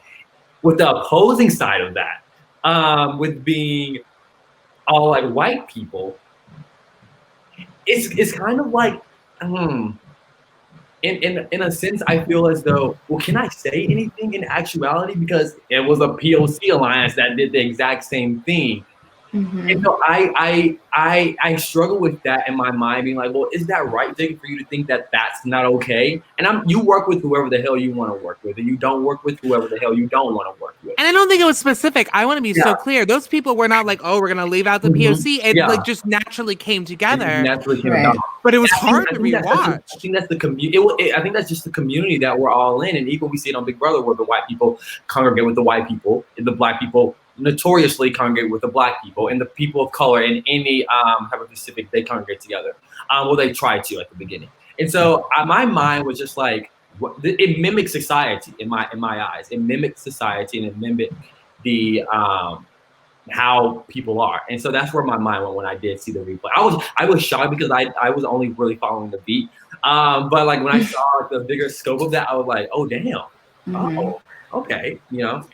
I was nervous because I was like, the second half is not about to be that. I didn't even see that. And see, that's, I guess, being in the game. I didn't even see that happen. I just know when I wrote my notes, when every video popped up, I was like, ooh, I can work with her. Oh, I can work with him. Oh, I can work with him. And it wasn't, my notes didn't say all the POCs I'm going to work with, although they all were on the list that I could work with. It was just, they were still possibilities. Maybe they didn't want to work with me. I don't know that. So I'm like, I could work with him. But it was people, Mark was on my list. I could work with him. It was other people on the list. And me, because I knew my partner wasn't a POC going into the next round. So I'm like, I can't just say, oh, well, all the POCs that'll work together just because I know they go because they might not have had my partner's back. And then I didn't know who was in that second half of that game. So I didn't know if they were going to have his back or anything. All I could do was get my partner to the place where I was supposed to get him to. My job was getting to 12. And I did what I had to do to get that part. And everybody when we got into a room, at one point it was me, Muna, Josh C, Naveed, and Tyra. We all just got into a room at one time. Just happened to get into the room and was like, we got each other. And it was just that simple. It was nothing like we pre-planned because we didn't know who was playing. It was just that sense of we all need to get each other to this next level. we don't have a whole game to play. We only got these 6 rounds to play it in. So this is what we're going to do. It's 6 of us here. If we get past these 6 rounds, then it is what it is. So, and I do want to say, just to put this out there, all skin folk ain't kin folk. exactly. And if you don't know what that is, type that in your Google and find out. But it's just a blanket statement. I want to move on to another question. I could talk for years about that. So this is from a fellow winner, Dan. Hey. I know y'all touched on this a little, but as people who have played social political strategy games, I've heard this said before. I guess I'm just not allowed to target by POC ever in the game, or else I'll be attacked on Twitter. I've heard this directed at me numerous times. When this was brought up, all I could say is, well, this is what they deal with on the actual show and in real life. I feel like that's not an easy argument for others to understand, though. Could y'all elaborate on this a little bit more? Geneva, what are your thoughts on that? I think it's interesting because I actually was talking to someone the other day and they were actually asking me a similar question. They're like, so does this mean like I can't target people of color? And I was like, well, no, but I think the one thing that you need to think about is reflect on why you're targeting someone. Are you targeting someone because you know for sure that that person is the biggest threat in the game and there's no way you can win against this person? Or are there certain like implicit biases that you might be having on why you're targeting the person? You know, because I feel like commonly a lot in these games, you know, like sometimes people tell me, oh, I'm scary, or I'm intimidating, or I'm a threat, or I'm social, or I'm strategic, or the, you know, these sorts of things. And I'm hearing this, you know, but then I don't necessarily hear about this from my other like game counterparts who may be playing in a similar way. So sometimes, you know, it is interesting to see like, what is that sort of situation? I don't necessarily like, I think if it comes down to you wanting to play the best game, then, you know, play the game that you want to play, but also think about how your moves can also affect people. Because let's say it's the, you know, it's the first round and you target the POC person, and then the next round you target the POC person, and the next round you target the POC. Maybe that's a point where you need to check yourself in your implicit biases, because maybe that's where you realize, oh, maybe, you know, it's not that I'm targeting someone, you know, because it's a game move. It might be something else that's going on internally. So I think, I mean, like, I would never say like, oh, no, you can't. But I think it's important to reflect on why you might be targeting a specific person, and being able to justify that in a game way. Yeah, I would love to hear something about this from Justine, because I feel like you were underestimated the entire game that you played the first time in such a weird way that it didn't make sense to me. You were playing an amazing game. You were social, you were smart, you could see the bigger picture. What got you is you weren't in the right alliance, right? Like that you were a fourth and a third when there were three. So I would love to hear how you feel about going into the game. And I think there was one other another Asian woman in your game, Jules, right? So I just want to hear about like how your opinion was, because like I've said it before, I think that, you know, you were robbed. I don't know if you could have beaten Katie. Katie's an amazing player, but I think a final two of you and Katie was kind of what I wanted to see. But so I was hoping you could speak a little bit about this question too, about like what it's like, how we feel when we're talking about targeting POCs. Exactly. I felt that during the game while it was happening. So I saw the things that were going on. I actually had like there were 4 Asian people. There was Lore, Jules, Ryan, shout out to 619. And they were all going out one after the other because they were more under the radar. Like they got targeted during those, you know, those rounds where it's easy to go for under the radar players, try to get them out early. And so when I saw that happen, and then the following rounds, more POCs were being targeted, it felt like, and then also a white guy told me that I was a floater to my face. So you have these, it feels like it's more than just the game at that point. during my game, I felt all of that, and I felt down, and I was like, how am I going to do this? They already perceived me as not playing, even though I felt like I was playing the game that I had to get to where I got. But it's like you're constantly dealing with trying to get more people forward that will help your game, because I felt like people of color would be like seeing what I was doing and vote for me in the end. So I was trying to get them to the end.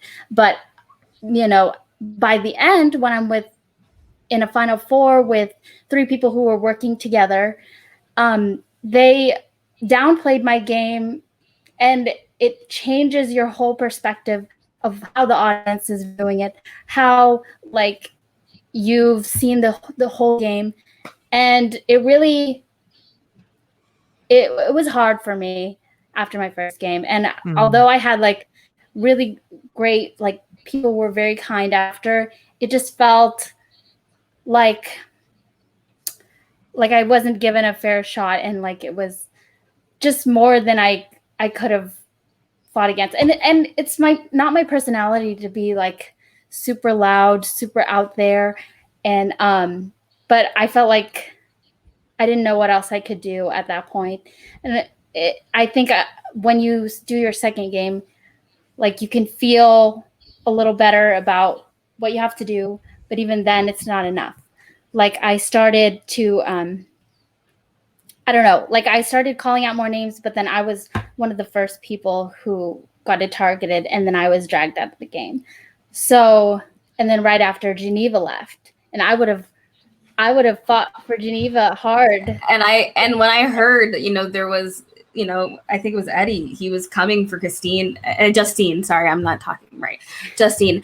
And like, I was just like, I need to do what I can. I am voting in this round. Like, I don't know what the next round is, but I'm voting now because I need to make sure that Justine stays safe, because I know that her name is out there. And like, so, you know, like, even though we never like had a serious discussion about it in the game, like we had each other's back. But then it was unfortunate because then Justine went out, and then you know, then history can't repeat itself came, and, you know, basically everybody voted for me except one person, because everyone's like, well, you would have won the game, you know, if we didn't vote you out here. And I'm like, well, we don't know. We don't know what would have happened in the game, you know?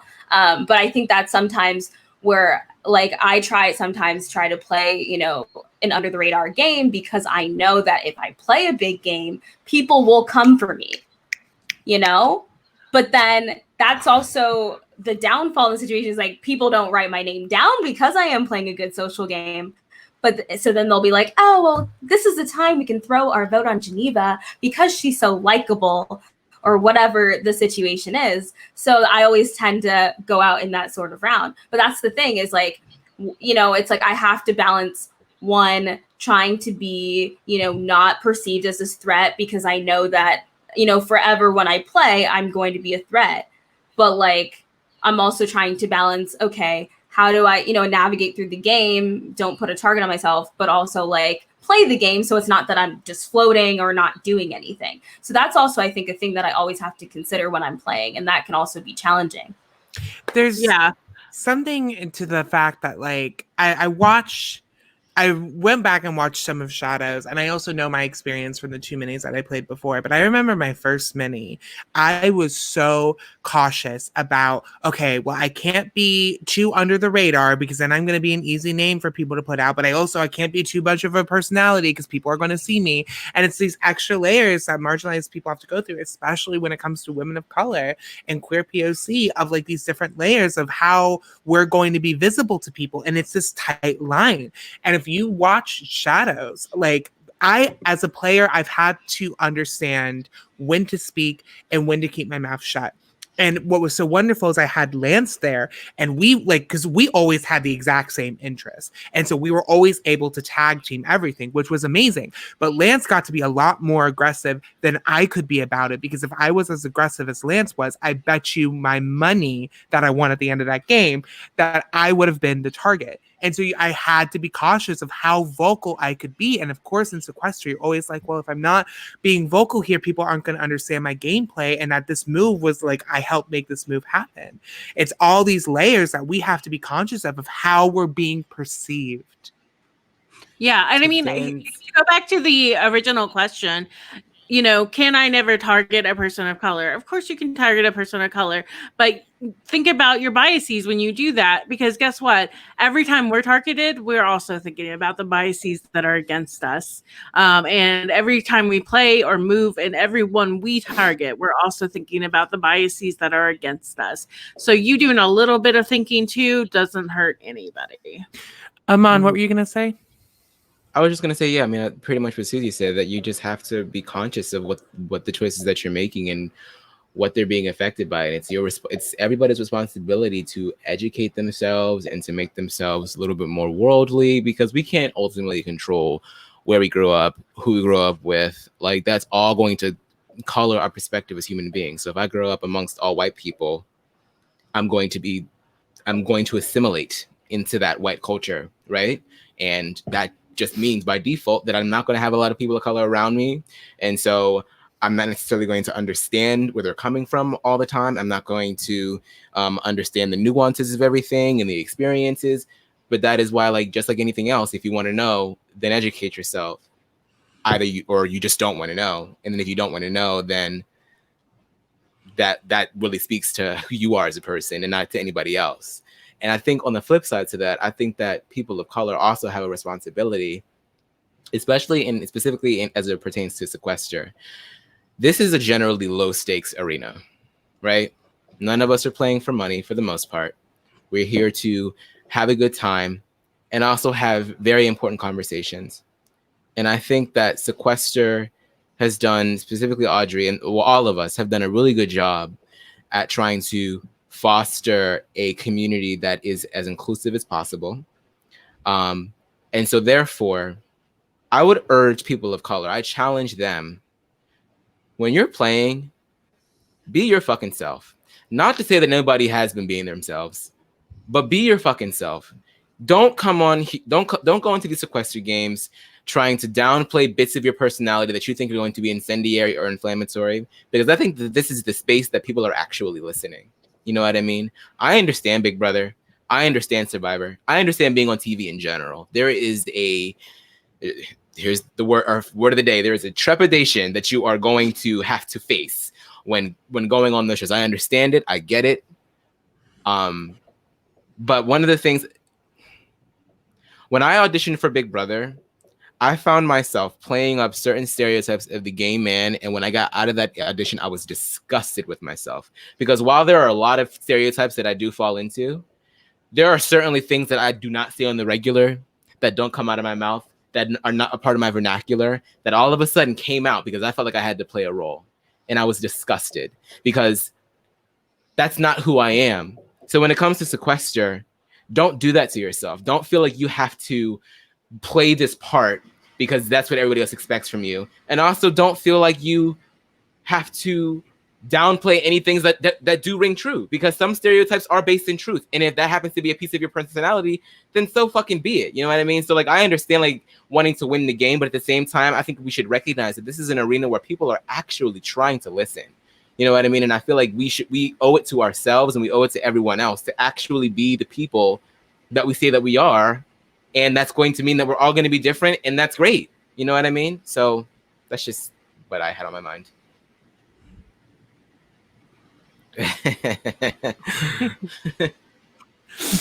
Sharifa, you found a question. I'm sorry, I can't find it back in the comments to highlight that. It's way back. It was at 9:24 p.m. And I just want to like address it quickly because this is something I talked about a lot. But it was by Weird is Funny. What did y'all think about the disparity between the unconscious bias between the first and second Survivor minis? And that was actually something I talked a lot about. Aman, you saw me talk about it on Taryn's podcast. For me, like, I think what was so clearly different between the two minis was the level of diversity and inclusivity. And I think that bred two different games, because in that first game you had, I think it was 5 Black contestants, 3 other contestants of color, almost half the cast. And we got to see the women and the POC be successful. We also saw the women of color be the first ones targeted out of the All Woman Alliance. But still, like I think that was a major difference between the second game where we had, I think, 4 contestants of color and 16 white people. And that's what we're normally used to seeing on Survivor. That is the normal breakdown. And because that's what we're used to seeing on Survivor, then that's exactly what happened. And the people of color and the women of color were generally targeted at the beginning, and they were eliminated back to back to back. And it was finally questioned by Michelle Fitzgerald of like, hey, we're voting out all of the Black people. Maybe we shouldn't go after, I can't remember who, Albert? I can't remember who the last one left was. I think it was Albert. Yeah. And I really appreciated that she said that. But what ended up happening? Albert ended up getting eliminated. And then we had an entire jury phase that was comprised of all white people in Shireen. And I love her, but she was also complicit in voting out every single Black person before that. So it was, for me, the difference is that there wasn't enough diversity and inclusivity to be able to support the people of color who were playing the game. Mm-hmm. Yeah. And then we had, I'm sorry. Does anyone else? Yeah, I'm on. No, I was good. I was just agreeing. We had a question about Big Brother 8 where Kyle, Jamar was expelled, and then fans wanted Kyle expelled, and he was. And the question is whether or not COVID was an easy out. I don't think so. I think they had to get rid of, I think COVID was a legitimate reason. Now you're talking to somebody who literally has not left the house since like March 3rd. So I think COVID is a very legit reason not to do anything. Okay. Don't do things. COVID's real. Please, everyone stay safe. So, but I do think the way they did that was bullshit. And the way that they were like, we noticed the pattern that we needed to discuss with Kyle. I was like, y'all didn't notice it? We tweeted till exactly. You noticed it. Y'all didn't see nothing. Yeah. I feel like it was and I'm in some ways I'm happy they looked at BB Twitter. I'm about to say Black Twitter. They looked at BB Twitter and saw everything. But in other ways, I'm just like, being pressured into making a decision doesn't mean that's your harsh decision. I feel like it comes down to a hard issue with the board that made that decision at that point. It was so it's just like, yeah. And so it's just like, I don't know. It was a mess, right? And I mean, and Jamar talked about it a little bit on his Instagram live the other day, and he was talking about how he was the realest person to ever be on that show. And while that was a quite braggadocious statement to make about himself, I understood what he was saying. Another word. Braggadocious. Braggadocious. Love it. And that's how we talked. But I understand like what the ultimate point that he was making was that until Jamar, there really wasn't anybody that fit his archetype to ever appear on that show. And so like when he started behaving the way that he was behaving and in responding in the way that he was responding to Kyle, they were like, oh shit, we don't know how to deal with this. Let's get him out of here. And if you were more open to more types of people, you would understand that Jamar had no intention of killing anybody outside the house. That is what we're talking about when it comes to like nuance. And Ika talked about this all the time. Like that is just something that he says. Don't you think that something like that might have like showed up on like his background check or some shit like that? If he were a particularly violent person, he probably would not have been in the house in the first place. If y'all really thought that this man was capable of killing somebody over a game of Big Brother, over a raggedy ass Big Brother game, come like, on. And people have said so much more violent things. And we saw on Big Brother 5 and probably Big Brother Canada 5 and probably other seasons I'm watching the playback with Kevin and Bruno and Taryn. And literally the last episode I watched was when Karen, Jackie, and what's girl name? I can't remember, Dre. Right, yeah. And in the bathroom. When Sydney went into the restroom, and then Kevin and Bruno, they made the remark of, "Oh, they're probably not going to be able to do that anymore." And it's just like people know. People know that first off, this is BS. People know that first off, like Amon said, this man. Yeah. You know what I mean? And How many times? I mean, seriously, how many times in our life do we say, "Oh, I'm gonna kill you for that"? We just talking to our friends like, "Oh, I'm gonna slap you for that." We don't go. We can go actually go hit nobody. If they give warnings for racial aggression, racial aggressive remarks, then I think a couple of bam, bam, bam, bam could be deemed as, hey, Mark, you come to the diary room. Hey, can you please not do that? All right, thank you so much, and head back out. You know what I mean? And then something similar happened to Devon a couple like last year on the challenge when Wes was trying to talk about Devon said she was going to get her boy secure.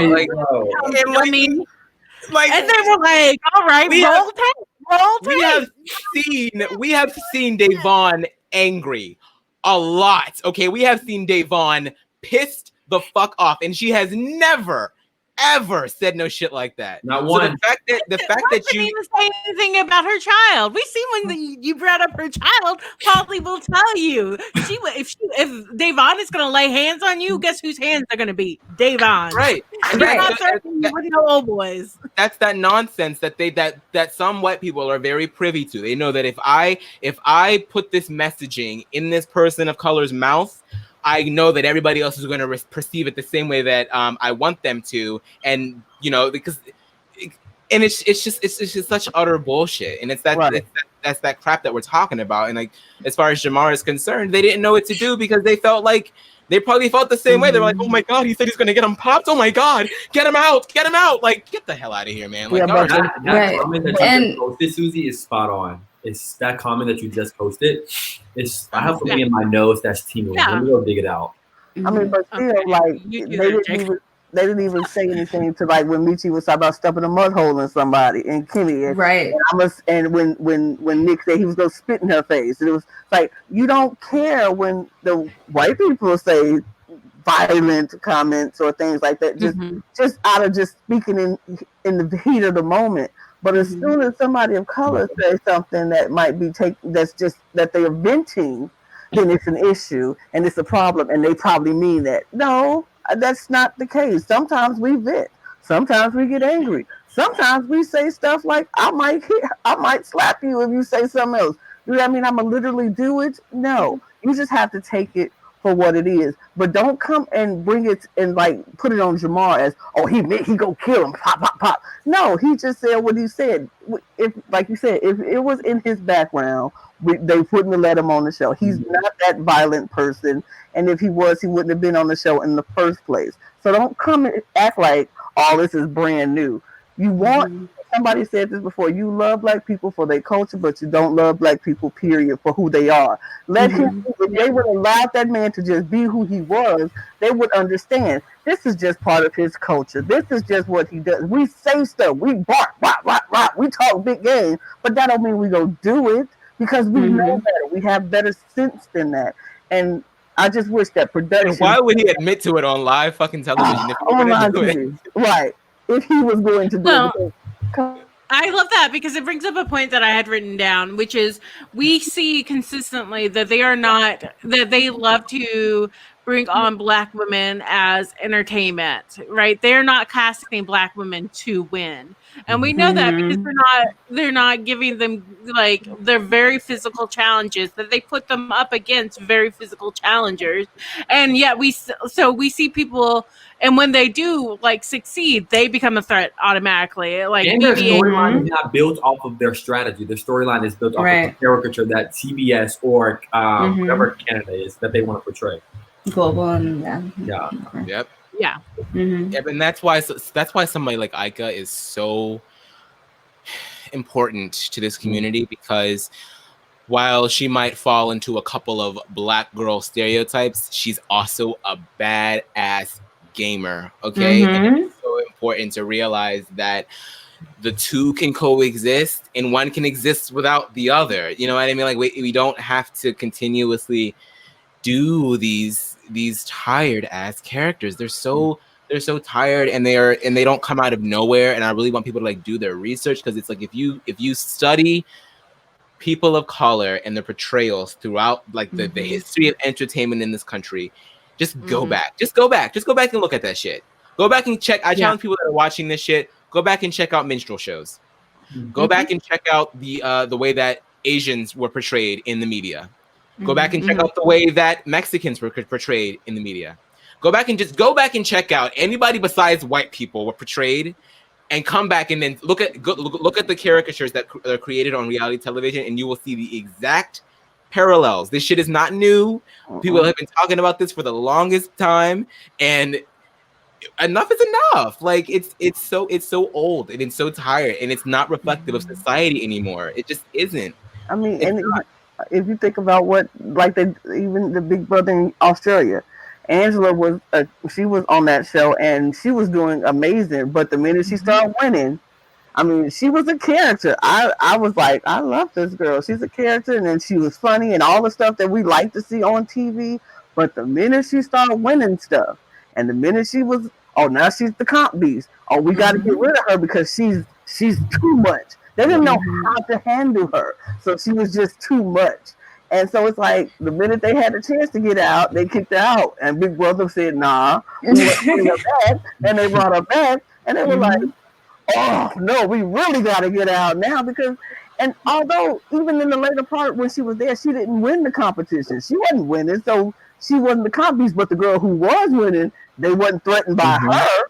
She was winning 2-3 comps in a row, and they were like, "Oh, but she's okay. She's fine. We're not threatened by her." But as soon as Angela wins 2 competitions, she's the threat. So it's like literally like the most scary and dangerous thing to white fragility is a POC woman of color and power. Simply put. Yeah, the end.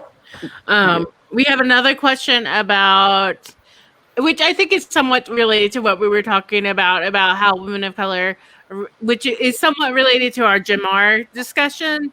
Like we saw Dee, who said problematic things about Black Lives Matter, but not any of the white men. And it's hard because like I cannot cap for Dee, right? What she said was fucked up. Like I cannot defend Dee, but what I can do is criticize people like Jordan and Wes who get asked back season. Bananas. The way he treated, what was her name? Cheyenne. Cheyenne. He almost made her quit. And they barely showed that on that edited show. Ooh, let me get some live feeds in the challenge house. I have like one big thing to say on this subject because I was actually thinking about this last night because what Dee said, she deserved to be held accountable. But I think what is so frustrating, and I've seen it done time and time and time again, is that when these institutions hold people accountable for their actions, it's other marginalized people. We saw this with Dee. We saw this with Naya. We saw this with Shima. We see this all the time. When they finally decide to hold someone accountable, it's somebody who's also a marginalized person. And they do not hold their white, cis, male contestants to that same standard. And that is my issue with the whole Dee thing that's happened. Yeah, I mean, Dee can go. I don't think anybody on here thinks Dee needs to stay. But we need like 80 other people. And Camilla could have gone a long time ago. Okay, we're not going to talk. Like Latina Dot is a whole other situation. And it's like anti-blackness and the way they want to bring on JC and be like, look, he's a Trump supporter who's Latino. And I'm like, he's a white Cuban. And if you do not understand the nuances of Latina Dad, I do not want to hear about how, whoa, big surprise, we have a white Cuban who is pro-Trump, you know? Like, of who course. also used the N-word, too. So. Yes, of course he did. Of course he did. Because they just want to act like Latina Dad is a monolith. Like, people are all one color if they're Latinx. And I'm just like, listen, Camilla did what she did because racism is and anti-blackness is a huge part globally, okay? And she could have gone and she was gone. That's great. But she didn't even go until she hit somebody. Hit a producer. And so she still didn't leave. Well, after the comments that sorry, I think I'm putting two things together, but after the comments she made about Leroy, she was allowed to stay on that season and she won it. Absolutely. Yeah, and Jordan won it beside her. It was her and Jordan. And like, and you know, the way that they made Leroy, like, you know, Leroy acted with class. That's because Leroy had to. If he had acted out, y'all would have been like, well, The ghetto thug is back again. He didn't have to act that way. That It brings was me to just conversation because I see a lot of people talking about this in the chat, and I do want to talk about it. But like the hate that Bailey and Swaggy received on their season. Can we talk about this, please? Yes, let's That they still get First off, messed. talk. You can't do Oh, nothing without getting hate. 1000%. This always gets me so furious and pissed off. And even in the aftermath of their season, and even in their tenure, even in their first season on the challenge, Swaggy C, you can say a lot about him. You can say he's cocky. You can say a show off. You can say all this other stuff. But the hate that those two receive as a couple or as individuals completely unwarranted. Because I'm speaking of specifically in the challenge, because in the challenge, I think we saw a completely different Swaggy C than we saw in the Big Brother in the 2 weeks that he was in there. We saw a calmer one. We saw a more processed or strategic one. We saw a smarter one. We just saw a lot of things. We saw Bailey winning all these things. But there's still people that probably didn't even watch Big Brother, that just watched the challenge, still hate on them just because of why. I wonder why, because they didn't give any content for people to dislike.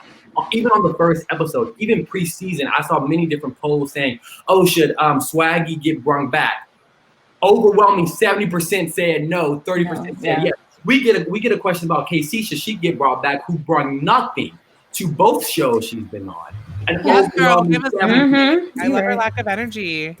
So nothing. It's a blank canvas. Give it to us. Literally. And so I love the lack of energy. And so it's just like these people are first off bizarre. And it's just like the amount of hate that you have for in your heart for a specific person based on if they've done nothing but sit in the couch and just smile at you is really disgusting and disheartening. And so they're thriving and successful, and everyone is so mad. Because, like, you know, Swaggy recently, with all his trading, he's made a lot of money. He's given to causes and donated to, like, charities and things, and people are still hating on him for doing that. And I'm just like, what is it that he's doing? When he's doing good and helping people, people are still hating. And so it's like those people need to, what is it that he's doing that's driving you, you know, so insane? But it's people literally this hate hate. to see They hate to see confident it. people of color. That's what it is. Yeah. That's what makes it hard, though. If like fans are, an overwhelming amount of them are racist or have these ideas, why would these productions like cater towards anything but them? You know, that's why it feels like we're fighting against so much, because the fans also perpetuate these feelings, these beliefs that are so awful and wrong, and it just gives them more ammo to continue perpetuating the problems and continue to do things the way they have for so long. And that's why I'm like, how do we change that if there are those fans that exist and are vocal and are so hateful? Like, I don't know, do y'all have any ideas? How do we come back? I think this literally goes back to the storytelling of the POC players that are on these shows and the different levels of complexity that producers give them. And I feel like it's only one level that they give them. And it's the dramatic one, or the extra one, or the loud one, or the fiery one, or all these different things. But like out of core sense, on the channel, we've seen Swaggy being completely docile in certain ways. And it's just like asking yourself, like, first, I feel like first off, the media in totality has to change, because of the representation of how POC people are put out in the media is first off very disturbing if we can look at a white counterpart. And I feel like we saw this specifically talking about the different rioting and things like that have gone on in the world these past couple of months. And I was looking at a video and they were saying how the media talked about the racial riots and things like that compared to how They talked about like a rioting after a football game or rioting after that. Oh, kids just being stupid. Oh, these thugs are, you know what I mean? And it's just like the wording of these particular things embed and keep embedding the stereotypes that people already have. And it's just disgusting at that. So I feel like the media as a whole has to change. Yeah, I y'all are probably too young to remember this, and I think, but like when Hurricane Katrina came about, we had this huge conversation too, where like Black people who were going to get food or something from a store were called looters, and then but white people who were doing it, they were like not even acknowledged, or they were like these survivors, or like these people were the real strugglers, the real victims, whereas Black people might be taking advantage of the conversation. And it was just so heartbreaking to see like the way that the media wanted to portray this, and and the lack of allies too. I don't like that. You don't have an investment, and you say, what is their investment in upholding the situation? They should just stand up, but they have an investment, and that is white supremacy. White supremacy is an investment. They're not non-biased people. The people who white people who are in these situations are not non-biased. They benefit from whiteness, even if it's not something that they would want or say they want, or a privilege that they think they utilize. They do have an investment. There is no such thing as being unbiased in racial situations, because we are all affected by them, positively and negatively. I wanna leave space for everyone who's watching. We have time for about one more question.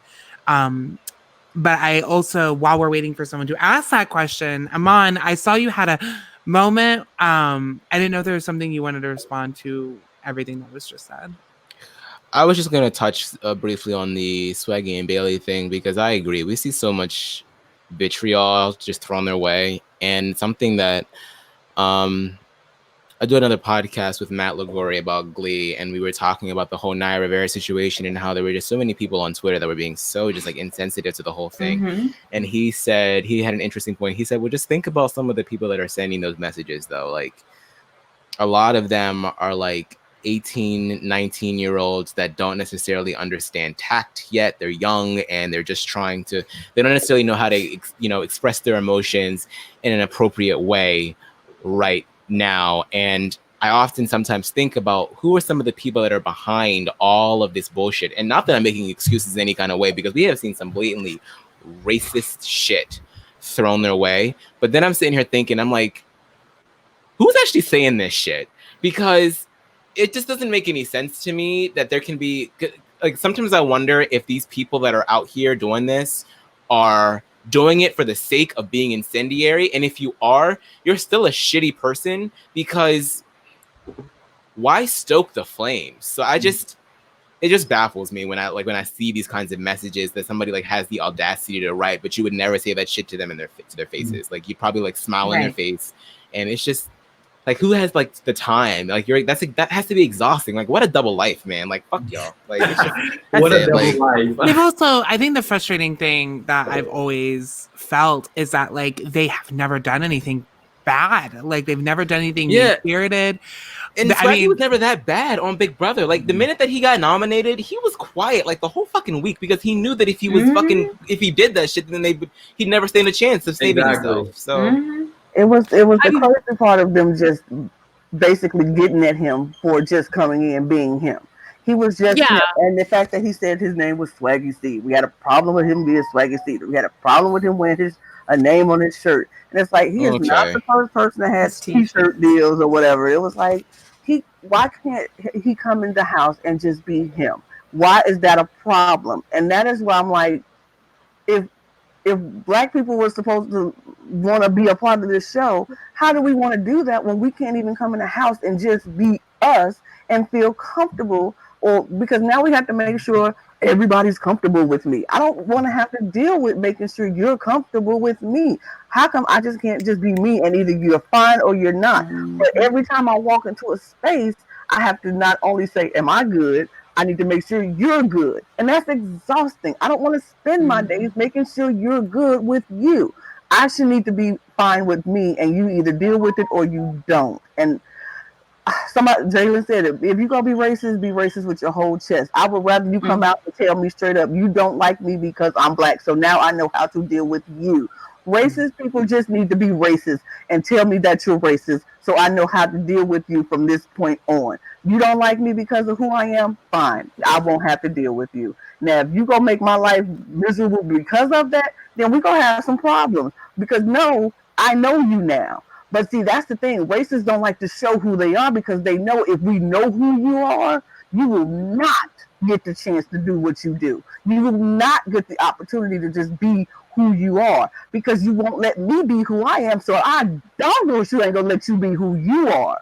So they know this and they act accordingly to that. So I'm like, the problem that they had with Swaggy, with Swaggy basically, is because he was just coming in being who he was. And black people are not one type of people. We are not all thugs. We are not all or angry black people. We are not. We are onion group of people. We have many layers to ourselves. If you just take the time to peel it back and find out who we are, you might get the chance to know that we are decent people. We are great people, and we are good people that you want to have in your life. Trust me. If you Lana, don't know you just saying people, it. I'm just saying. If you don't know good black people in your life, then the problem is you. Period. Is But you. They we do said not want it. to see you. They don't want it. Joseph Boza posted a question I'm really passionate about that I brought up way back during the international mini with Renzo. And I'm glad to see how much love and support it's gotten in chat. But he poses, what are the thoughts on the fact that the Christmas in July mini, the runner-up Miguel revealed that he got xenophobic comments for the fact that English isn't his first language? We talked about this before this event happened. I think it was on a Brown Girl Breakdown, Susie. Correct me if I'm wrong. So my father is an immigrant. He has a really thick Egyptian accent. And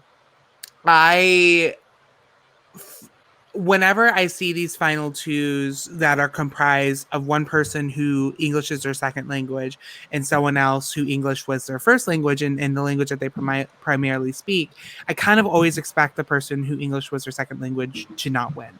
And I don't want to discredit the people who've won against them. I mean, Alex, I think they're both named Alex. Yeah, Alex who won the international mini and Alex who won the Christmas mini. Both incredible players, played great games. The people next to them, also incredible players, also played great games. But there's an unconscious bias when it comes to the fact that someone is not speaking in a way that you naturally respect. And that, I think that's what it really boils down to. And it's really heartbreaking to watch, especially as the daughter of someone whose English is their second language, because I know how much trouble my father has had with people taking him seriously because he doesn't speak English the way that we do. So I'm really passionate about this, and I want to be so clear that I stand with Miguel. And like anyone who is making those comments, I need you to realize it's not just xenophobic. It's so much worse. I mean, it is xenophobic, but it's so much worse than that. You are actively discriminating against somebody because they're not doing something that you have been taught to assimilate to. I got to talk to Miguel after that mini, and I've spoken several times with him. We've had several Zoom calls, and he is one of the nicest people you ever want to meet. I am so honored to have met him and talked to him after that game because he is so nice and so just amazing. And if people would just listen, his English is not that where you can't understand it. He had to think about maybe what he was saying, but he let his points out very clearly.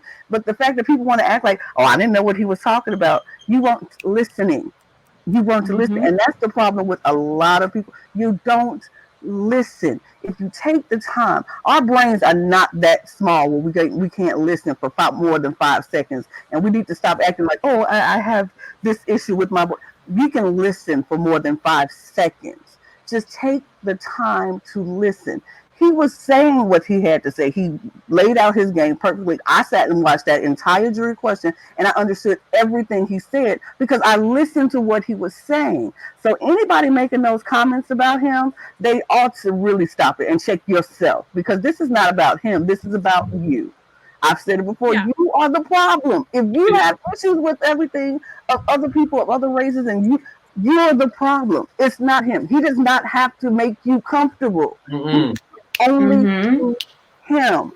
Just take the And I time also to think he's Puerto Rican. Is that correct? He's Yes. Puerter He Rican. is Puerto Rican. And here's the thing: Puerto Rico is part of America now. Y'all can get caught Yeah, up, it is. okay? Because So, guess It's a what? territory. Let them know. Guess Let 'em what? know.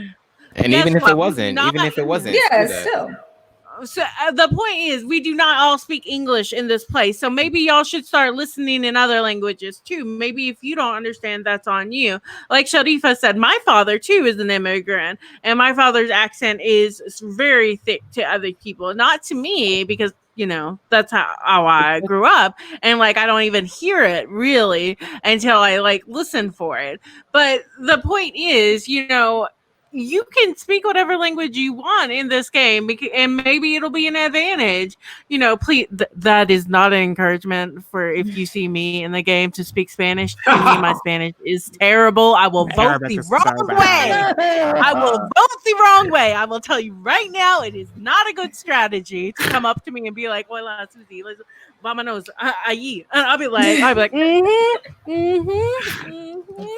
You said to vote out so and so, right? They'd be like, "Girl." But we need to So don't embrace do all our that. players because we Yeah, have players all but- over the world, which is amazing that Sequester is so global. And I think we should be open and happy that we have all these people who are playing in various time zones from various places, from various backgrounds, who are joining this community to play this game. It's amazing that we all have so many things in common, even though we're all over the world. Like there's so many people that I have weird like Iowa or like Florida connections with, or like upstate New York connections with, or all these other random things just from this community. And I think it's special that we do have people from all over playing from various backgrounds, and like we should allow, we should be open to learning from people and their different experiences, and not being so, I don't know, not willing to listen to someone in their jury speech just because it's, their second language. I mean, I'm sure there are a lot of people out there who don't even know a second language. And, I think it's something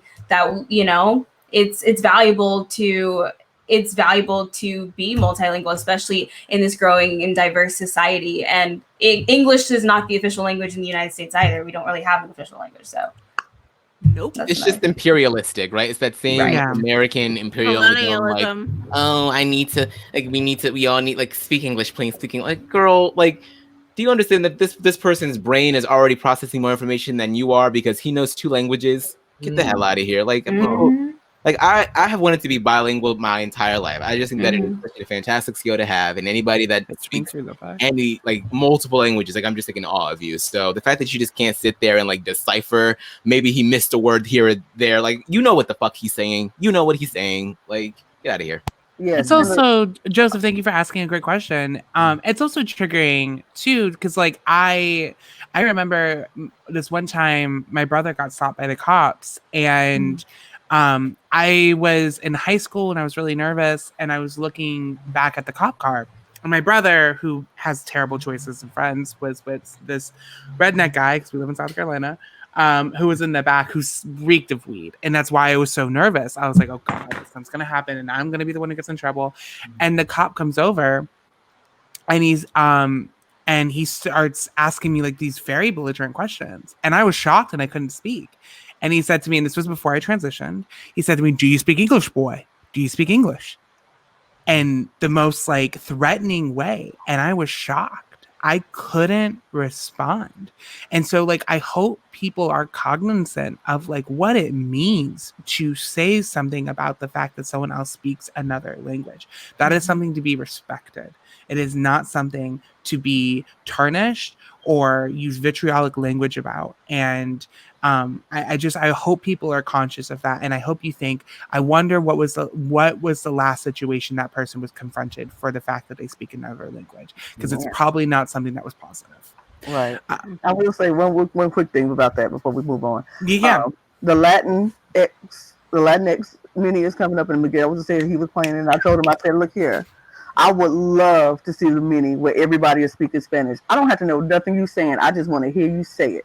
I would love that. I would love. I said, he was like, "Well, I don't know what you do." I said, "I want to be in that. Watch that mini with." Not me being first boot in that I mini. will. Yeah, it would not last that long. I mean, I'm just saying, but it's like the fact Even I, that non-Spanish speaking even, alliance. right, even, but I mean, even I if that know was, some the, words. I understand some, but even if the, I mean, I don't. It don't have to be the whole thing. Just didn't be able to feel comfortable enough to do that when you with other people in the game. It's amazing to me. Like I don't know Spanish. I can't speak Spanish. I know maybe some numbers.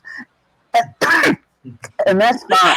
Lana said, "Uno or dos." Exactly. It's like I know some numbers, but I love hearing people speak their native language because it's a beautiful thing, and I love it for the fact that they get to play in this game where they feel comfortable enough to do that, and it's okay.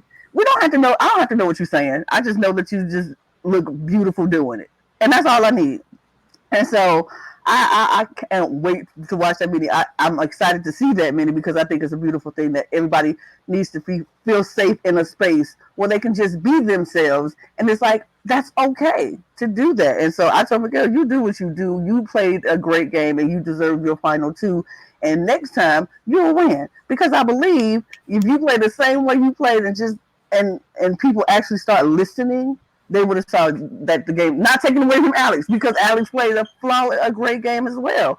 But it was just that kind of stuff afterwards. We don't need that. We don't need that in this community. We don't need that foolishness at all. Yeah, what a way to close us out. Myself and Dina are organizing a Middle Eastern mini. It's really MENA, so Middle East, North Africa, honestly, South Asian. Please apply too. Manasa, let's go. But I'm so excited about it. Right now, the date that we're probably going with is going to be August 5th. I think it's that first Sunday in August. Please tell your friends. I'm so excited about creating this space. Guys, thank you so much for being here. This has been an incredible panel, and I am so touched by everything that we've talked about. And I really appreciate getting to speak honestly and transparently and not having to censor myself. So thank you for that space. I would love to leave space for... No, if you're of Middle Eastern or North African descent, please apply. And we need women, come on out, please.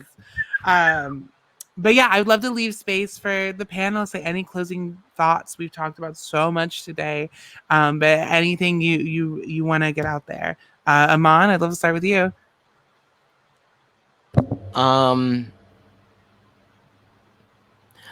I guess we are asking a lot of people.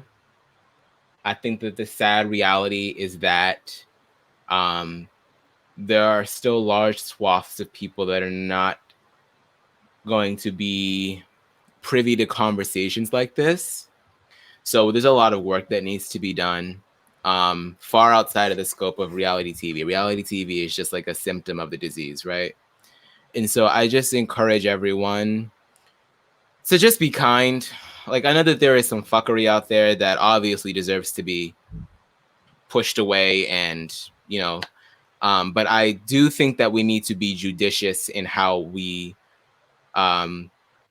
treat one another, because, and it goes back to the question that we got before, about how do we express our anger, or how do we get the point across, well, I guess I just can't vote anybody that's a person of color because then I'll be perceived as racist. And there is a portion of people that will just say anything is racist, anything, and just point at anything and like pull the card, if you will. But I think that's an issue, but I think it's a small issue. And I just want people to realize that what people are really asking for is to just educate yourself, just look back on yourself, reflect on yourself, and just try and expose yourself to as many people as possible. Because when you see it begin to happen, then you'll understand why everyone else is speaking the way they're speaking. You know what I mean? It's like, I love the quote that it's like to be Black in America is to constantly kind of be enraged. And it kind of is, because like every day you see something else, someone else got killed, somebody else did this, somebody else did that. And it's like, once everybody, we need somebody else to see that so that we can stop talking about it. You know what I mean? We don't want to talk about it all the time, but we need everybody else to see it too. So those are my my closing thoughts. Thank you so much, Armand. Jacob, do you have some closing thoughts for us tonight? Yeah, just to echo kind of what everyone said, and even just to say like how thankful that I am for Brown Girl Breakdown, which I think is a phenomenal element, and I think we have two beautiful ladies hosting this, and I'm so glad and so privileged to be a part of this. And so I just really hope that everyone listens to what we're saying and not of a mind of, okay, let me try to become on the defensive, but see how can I improve myself? How can I see these things? How can I check my own cognitive, my own just like implicit biases that I have in the world with conducting myself with different people? And I just pray that changes, and I pray just that we as a community can come together and open each other's eyes to conversations that I think without this community that certain people would not partake in, or would not see, or would not have the conversation. And so I think what you two, in particular, Susan and Sharifa, are doing is so amazing. I'm just so grateful just to be on this as a Black man and give my insights on what I've seen in ways that the community as a whole, with media and reality TV and Sequester, can just change and become better. Thank you, Jacob. Justine, any last thoughts? Yeah, I agree with everything that was said. I've loved this discussion. I just feel so privileged to have been a part of it, and I'm optimistic about like where Big Brother, where reality TV is headed, and I'd love to see more of us. I'd love to see any of you on one of these games. So please keep applying. I think our time has come. We're gonna see a sequester person kill it and show how strategic we are, and I'm just really excited for what y'all have started here, and I love these conversations, and I love learning from all of you, and just thank you. And yes, please be open to these, open up your minds, open up your worldviews, and just lead with your heart, and just listen and be kind. Yeah, that's all. Love you guys. Lana, do you have any last thoughts to bless us with? Yeah. Honestly, it's just, first of all, this is such an amazing conversation that needs to be had, and I am so appreciative that you guys have brought this to the table, and that we have so many people actually listening. And just take it to heart. Listen, not with just your ears, but listen with your heart and listen with your head, and say, okay, if this is me, if I have these, and which, look, all of us have our own biases and prejudices for different reasons with different people. So before you think about things that you're doing, just before you do something, think about what you're doing and the reasons why you're doing them. Because everybody has, like I said, we have these prejudices and things that we tend to bring into and push them off to other people, and it's maybe not the case. So if you think about why you're doing this, even in games and reality shows, why am I picking on this? Why am I picking off this person? Why am I going for this person? Is it because of, like you said, if they're a game threat? Okay, because like Amon said, some people are going to say it's a small group of people that say every time you do something to a person of color, oh, that's racist, oh, that's racist. But if that's a small group, other people think about this stuff. Some of us actually sit back and say, you know what? Was that racist? Was that nah? That didn't really come off as they were coming after them because of their race. This was them coming after them because of the game that they were playing. Some good, some bad, So we as people of color need to not get to the point where it's like everything is racist, because everything in life isn't racist. We see the racism. We know racism. We know it. And to call out everything as racist is going to diminish what really is racism. So we need, as people of color, to say, let's not jump to conclusions to what we say is racist, because it's not all that. Because it'll diminish when it is really racist. Because they say, oh, well, we can't be the boy who cried wolf. Everything isn't that. But we also have to be a people to call out the real racism. We can't sit back anymore and say, I gotta be quiet to get along. The time is up for that. If their people are being racist, time is up for that, and they need to be called out for their foolishness. So if you see it, say it. Don't sit back and let it go on, because then if you don't say it, they will never know, and they'll think it's okay, and they'll keep continually doing it. So if you see it or you hear it, then you could say it, and you're allowed to say it. You are allowed to be yourself. People of color, we belong in this world just like anybody else. Do not ever forget that you can say whatever you want to say. If it's something that's going against you, you have every right to speak for you. And if you see it for somebody else, you have every right to speak for somebody else. We do not have to be silent anymore.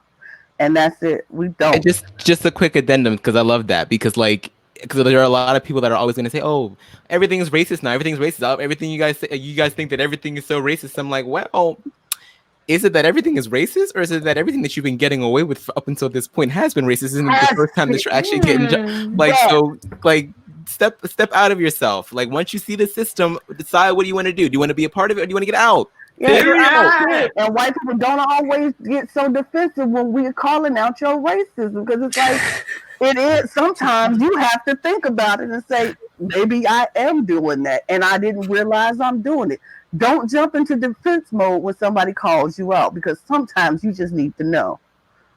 So there we go. It's like if somebody tells you got something on your face, don't be like, why would you say I have something on my face? When you got something slitting on your face. Come on. Clean the dirt off. Let's look good. Let's look good. Just trying to help you. Help you. Thank you. Miss Geneva. So I just want to thank Susie and Sharifa for allowing me to be part of this discussion. I feel like I've learned a lot from you both, and Lana, Aman, Jacob, and Justine tonight.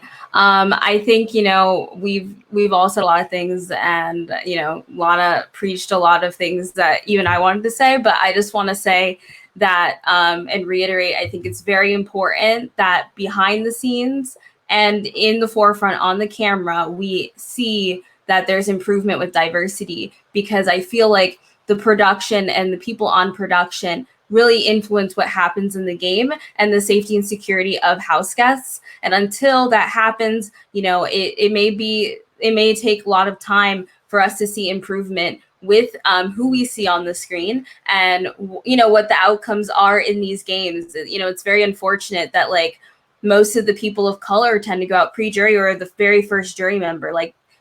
That's not what we should be seeing. It shouldn't be that celebrity Big Brother, when they finally have cast more, that's the only scenario that we see that. So I'm hoping that with these changes this year, even though this has been a very challenging year, I think it's been very important, because a lot of people, even a lot of my friends, have been like, wow, I didn't realize these things were happening. And I think something that we touched on earlier is that they're not experiencing it, so they don't realize it. It's not, if you're not experiencing these situations, you don't think about them. So I think it's very important. This discussion, I think, has been very great, and I think that some people, if you guys have the time, come back and listen to it again, because I think there was a lot of insightful information, and I think learning from this and learning from others from various backgrounds, I think with how people feel about these situations, I think will help us move forward when it comes to reality TV, when it comes to equality and equity in various aspects of life. And hopefully we see this change soon. It seems like it's coming, and I'm hopeful and optimistic, at least with Big Brother Canada, with Arissa becoming executive producer, and hopefully CBS will start to see some change there as well, so that we see more diversity in casting, we remove these constant stereotypes, and we see various types of people be on the screen and be behind the screen. Thank you, Geneva. No. I do want to do your banners really fast, because I forgot.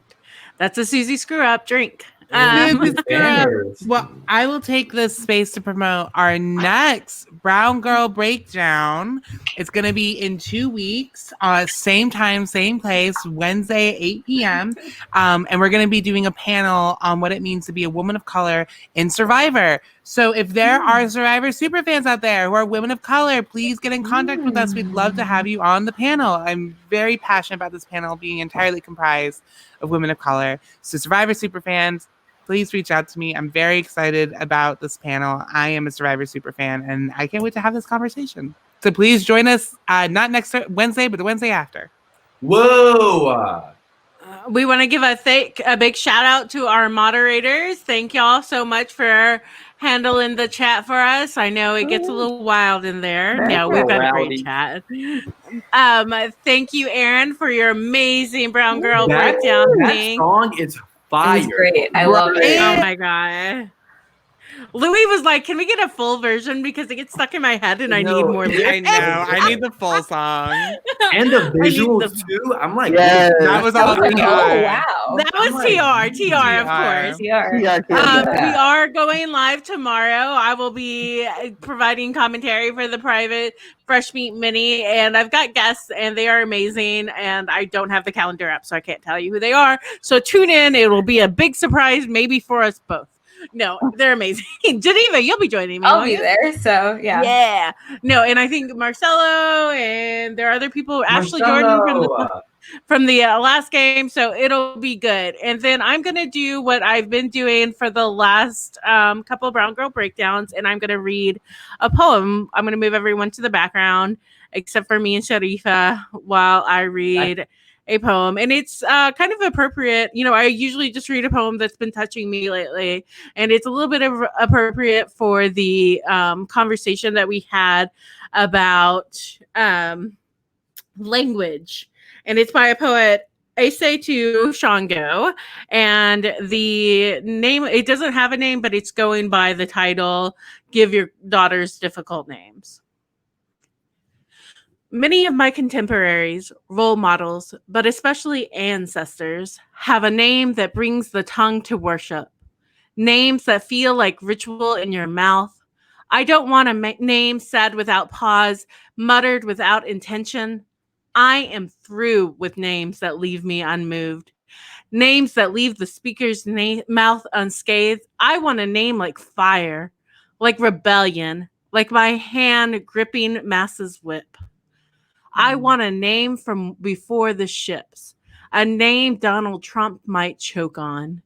I want a name that catches you in the throat if you say it wrong. And if you're afraid to say it wrong, then I guess you should be. I want a name only the brave can say, a name that only fits right in the mouths of those who love me right. Because only the brave can love me right. Asetu Shango is the name you take when you are tired of burying your jewels under thick layers of soot and self-doubt. Asetu the light. Shango the pickaxe, so that people must mine your soul just to get your attention. If you ask why I changed my name, it is already too far beyond your comprehension. Call me callous, but with a name like Shango, I cannot afford to tread lightly. You go hard or you go home, and I am centuries and ships away from any semblance of a homeland. I am a thief's poor bookkeeping skills away from any source of ancestry. I am blindly collecting the shattered pieces of a continent much larger than my comprehension. I hate explaining my name to people. Their eyes peering over my journal, looking for a history they can rewrite. Ask me what my name means. What the fuck does your name mean, Linda? Not every word needs an English equivalent in order to have significance. I am done folding myself up to your stereotype, your black friend, your headline, your African queen meme, your hurt feelings, your desire to learn the rhetoric of solidarity without the practice. I do not have time to carry your allyship. I am trying to build a continent, a country, a home. My name is the only thing that I have that is unassimilated, and I'm not even sure that I can call it mine. The body is a safeless place if you do not know its name. I'll say too is what it sounds like when you are trying to bend the syllable into a home, with shaky shutters and wind whistling through your empty. I feel empty. There is no safety in a name, no home in a body. A name is honestly just a name. A name is honestly just a ritual, and it still sounds like reverence. All right. Thank y'all. And I'll put that up on my Twitter later so that y'all can check out that poet in that poem because amazing. And then Sharifa, we can catch you on Twitter. I don't even want to say nothing after that poem. Y'all know where to find me. And you can find me too. And you can find Podquester. Y'all know where to find us. If you found us here, you find us on Twitter. All right. Actually, I do have something to say. Thank you for everyone who watched, who is paying attention, who is listening to us. Please spread this. Make your friends watch this because oftentimes it's open-minded people who are willing to hear and have these conversations. And I want us to be able to have the reach that people who need to hear this are listening. So please, please, please share this with your friends, with your family, with anyone you think needs a little bit of brown girl breakdown in their life. Yeah. Thank you all and good night. Brown girl, brown girl, brown girl, it's a brown girl breakdown. Brown girl, brown girl, brown girl, it's a brown girl breakdown.